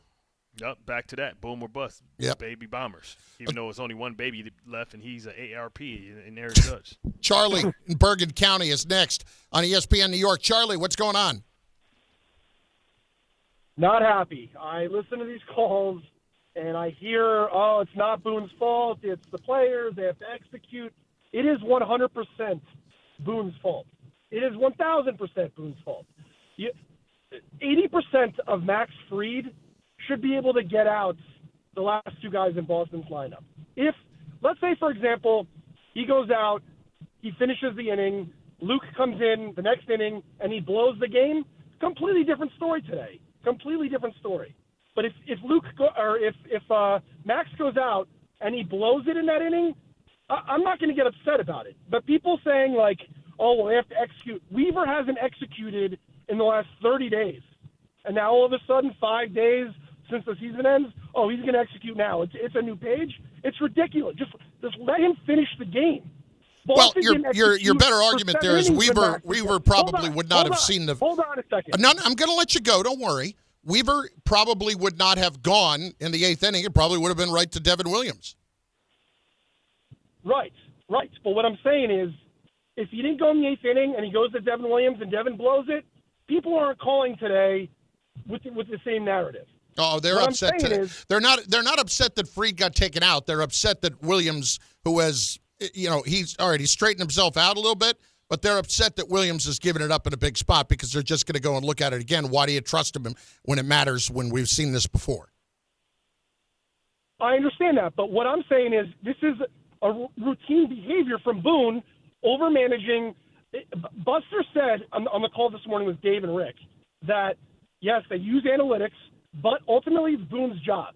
He should go out there and say, Max, can you give me 2 more outs? After the game, Max said, I'm good. I could do it. Then just give him the ball and let him pitch. That's it. Here's the thing, Charlie. I don't think that Max is ever going to say after the game, I was cooked. I had nothing left. Get me out of there. And I don't think he would say that in the moment, especially in a playoff game. I think a competitor is always going to say the same thing, which was exactly what he said. I'm out there until they pull me out of there. Yeah. And frankly, I had enough left. I could have gotten more out, sure. But that's how every guy would feel. That's pie in the sky because we know you didn't do it, so you didn't get to prove it. So you can say anything. Yeah, I could have did 30 more. I could have threw 30 more pitches, man. But I didn't take that as a slight at Boone at all. I really didn't. I took it more as just a competitor saying what he would say. I took Chaz stuff as more of a shot at Boone. Listen, I thought the way that Chisum handled himself was just childish. Was absolutely childish. In case you didn't hear it, like Chisum, doesn't start the game. Which, listen, I knock Boone on that. He's not a platoon player. He should have been in the lineup, but he wasn't. And then they bring him in the game late when it's already pretty clear that we're going to go from lefty to lefty with Crochet right to Chapman. So that kind of operates in a counterintuitive way. Yeah, because like if that's the case, he's going against another lefty. So now he's good to go against a lefty. Then he should have, at least got some looks at it. Then. So this was Chisum's reaction to not starting. We got to do whatever we got to do to win, right? That's how I look at it. You can barely hear him saying it because he has his back turned to everybody. He's that annoyed about that whole thing. He has his back turned to it. What about on seeing his team struggle? I mean, it's always tough when watching when your team's down. See, but he really didn't have any justification for feeling that way until they lost the lead in the seventh. Yeah. See, like he would have been seething if they would have been down early, but because they're winning, like you can't complain when you win it. I guess what he would have said is, well, if my bat had been in there, maybe we would have been winning by more. Yeah. And maybe it wouldn't have come down to that the way it did. Here he was, one more. Were you surprised not to start? I mean, I guess. Yeah. Jazz, is that a conversation at all with him, or is it he shoots you a text, it is what it is, and you kind of move forward? It's a little conversation, not much, but, yeah. Just move forward after it. It didn't sound like Jazz was ready to move forward after it. That didn't sound to me like that was what was going on there. Did it sound like that to you? Well, you better turn the page immediately because they're going to need him tonight. He'll be in the lineup tonight, and they need him in the worst way tonight. And this is the thing. Like, you can't pout and then come up and lay an egg the next day. You can't let that stuff carry over. Something that has been suggested, which I really have a hard time with, and maybe you have – I trust that you have known players who have been like this, but the guy who is so bent out of shape over not playing, and it's the playoffs, that the manager has to worry about losing him for the series mentally? Like, really? Yeah. Really? I mean, have you known that kind of a player where, like, he's just so wrapped up in that? See, now, the good thing is football, you got a little bit more time. You mess up, you got a whole week. Mm-hmm. But I have seen guys have it carry over, and they just get distraught, and they can't handle themselves. And it affects their attitude, how they play, and how they practice.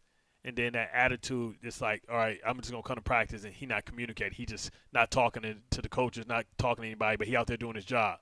You know what I'm saying? People like, good play, good play. They just walk, don't acknowledge that type of stuff. It's like, man, it's just bad energy. 800-919-3776. Your calls rest of the way. Your comments on the YouTube chat at the ESPN New York YouTube page. You can go to the ESPN New York app and just click on the tile that is right on the first page and load up the lines. They are open for you right now. Your confidence level in Carlos Rodon tonight.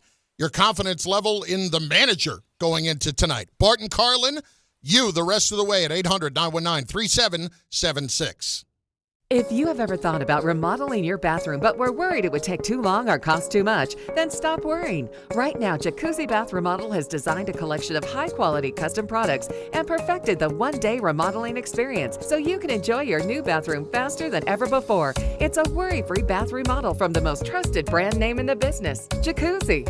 A jacuzzi bath system fits in your existing tub space. It's a no-mess installation with an amazing style selection, factory-certified installers, and a limited lifetime warranty. Call 800-717-4599. That's 800-717-4599 right now and get 50% off installation with no interest and no payments for 12 months. Replace that old bathtub today with a walk-in shower for a safer bathing experience. If you have lived in your home for over 15 years, it's time to remodel your bathroom. For a virtual or in-home appointment, call 800-717-4599. That's 800-717-4599. 800-717-4599. At City Harvest, we believe no New Yorker has to go hungry. With your help, we're on the road 365 days a year, rescuing over 77 million pounds of nutritious food and delivering it free to millions of New Yorkers, transforming surplus food into sustenance, sustainability, and smiles, rallying thousands of New Yorkers to power a network of nourishment across our city. One day, one meal, and one New Yorker at a time. That's how we feed good. Donate at cityharvest.org. John Ryan. Yeah, Dad. I think I came up with a killer slogan for our law firm. D'Agostino and Associates, bite back. Bite back? Yeah. When someone hurts you, you bite back. We'll be the law firm that bites back. Dad, that's brilliant. Accident victims, call D'Agostino and Associates and bite back. Hey, we could even put a big vicious dog on billboards everywhere. Yeah, and Rottweilers on buses. Hey, how about a toll-free number? What are you thinking? You know, like 1-800 bite back. 1-800-BITE-BACK. That's brilliant. But what if people hear fight back? Easy. I'll spell it out for them like 1-800-BITE. Back. 1-800-BITE-BACK. That's 1-800-248-3222. Love it. Hey, Dad. Yeah. All this talk about biting back got me hungry. Me too. Want to grab lunch? Sure. Hey, how about a jingle? You mean like D'Agostino, Law, Bite Back? Health surprises can change your life in an instant. You've seen it happen to others, but it doesn't have to be your story. At Princeton Longevity Center, we customize actionable and proactive health plans to maximize your lifespan and take control of your health. Our Cancer Check program combines cutting-edge technology with top medical expertise to keep you ahead of potential risks. With advanced full-body imaging, genetic testing, and multi-cancer detection blood tests, we look for even the earliest signs of problems. Results are analyzed by expert physicians who craft a personalized plan to safeguard your future. You're not just a patient, you're a partner in your health journey, backed by a team committed to helping you live longer, healthier, and more vibrantly. Our programs have saved hundreds of lives and empowered countless others to take control of their health. Be proactive with your health for the ultimate peace of mind. Call 888-8000-PLC or visit PrincetonLongevityCenter.com. Individuals and businesses with tax problems, listen carefully. Do you feel like you're losing control of your finances? If you owe over $10,000 in back taxes or have unfiled tax returns, we can help you take back control. The IRS is the largest and most aggressive collection agency in the world, and they can seize your bank accounts, garnish your paycheck, close your business, and file criminal charges. Take control of your tax problem now by calling the experts at U.S. Tax Shield and take advantage of the Fresh Start program and new laws that may allow us to negotiate a settlement for the lowest amount possible. Our team of tax attorneys and enrolled agents can stop collections and get you protected so you can take control of your financial future. U.S. Tax Shield offers a price protection guaranteed quote to get you protected today. U.S. Tax Shield is A+ rated with the Better Business Bureau, so call now. 800-687-5192. That's 800-687-5192. U.S. Tax Shield. 800-687-5192. In the city that never sleeps and never stops talking sports, ESPN New York is always on. Now you can live and breathe everything New York sports wherever you are. On your radio dial, on the ESPN New York app, and streaming live on YouTube. However you watch or listen, ESPN New York is always on for you. Hear us, stream us, watch us. This is ESPN New York.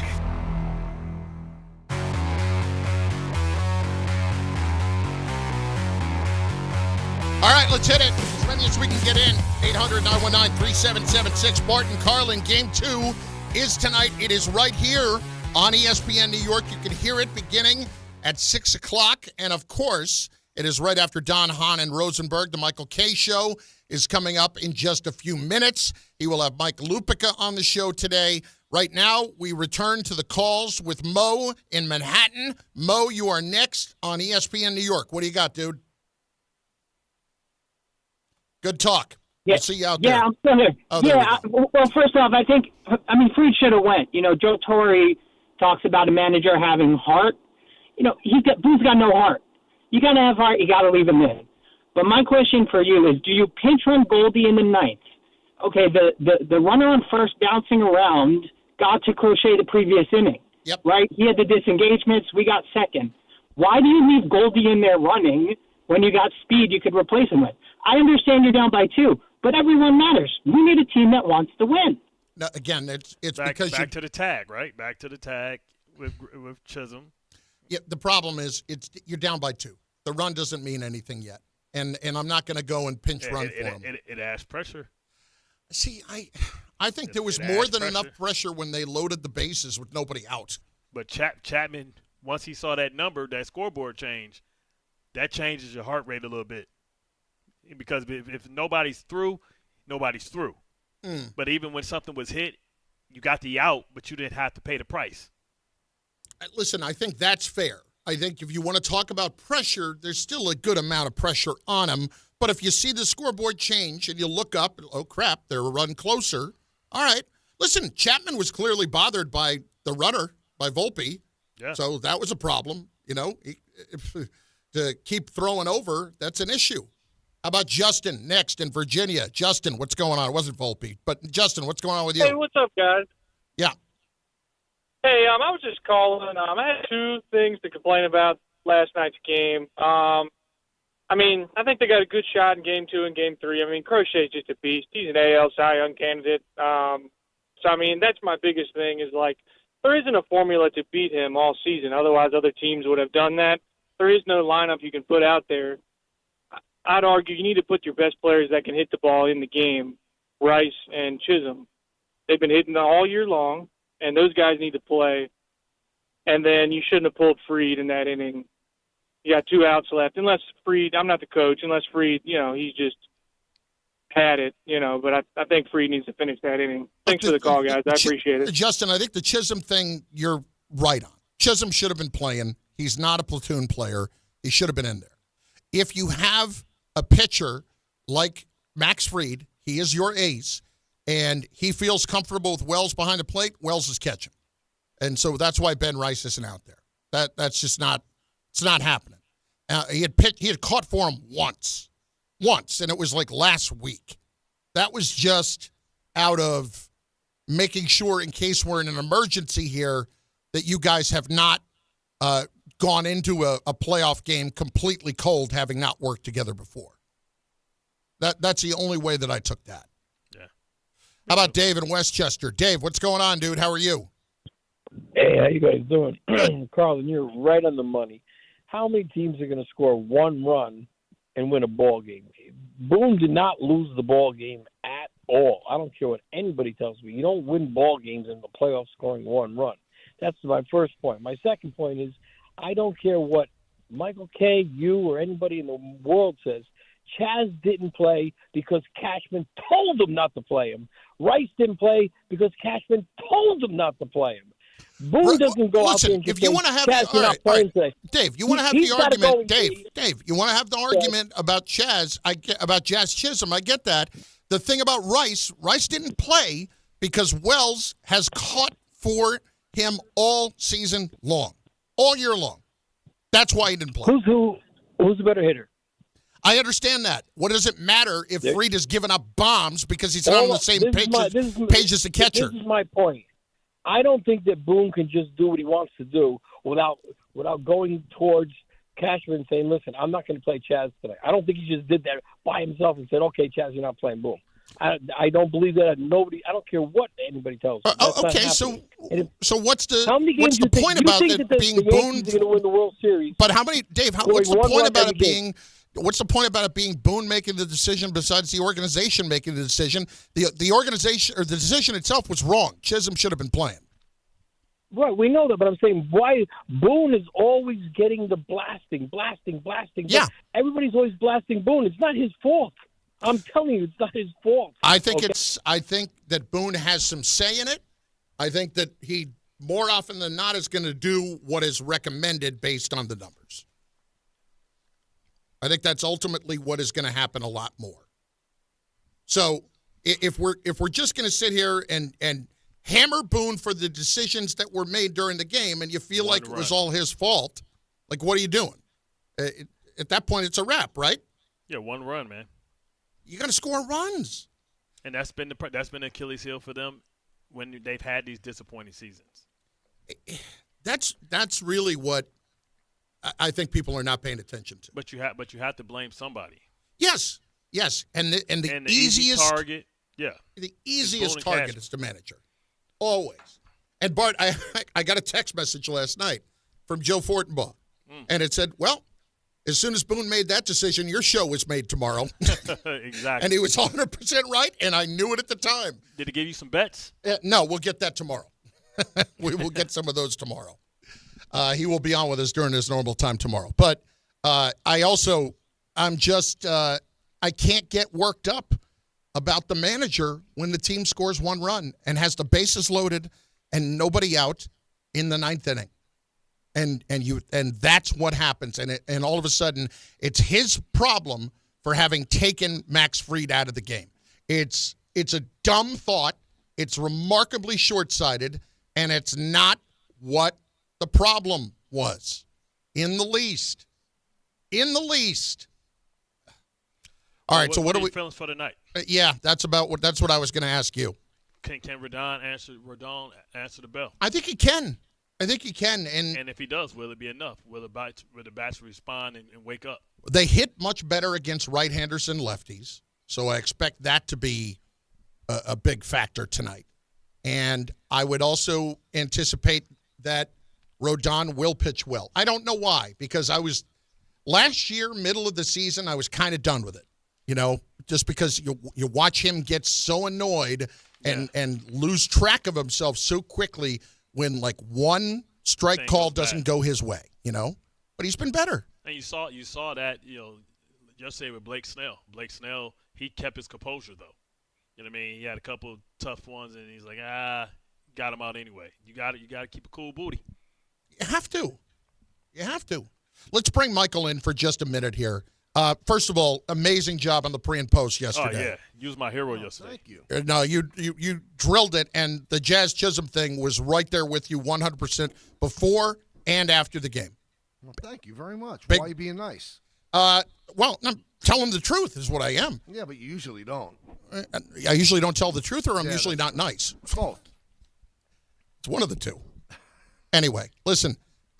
What is your takeaway here? What is your confidence level for tonight? I don't want you to spill any of what you have to say about last night before you come on here in a few minutes, because that's for your show. I mean, they obviously have a great chance to win. Last time they faced Bayo, they scored a lot of runs, so they should be able to get to him. Rodon's pitched beautifully all year, so Fried did his job last night. Maybe should have been allowed to do it a little bit longer. I'll give you a little tease on what I will start with.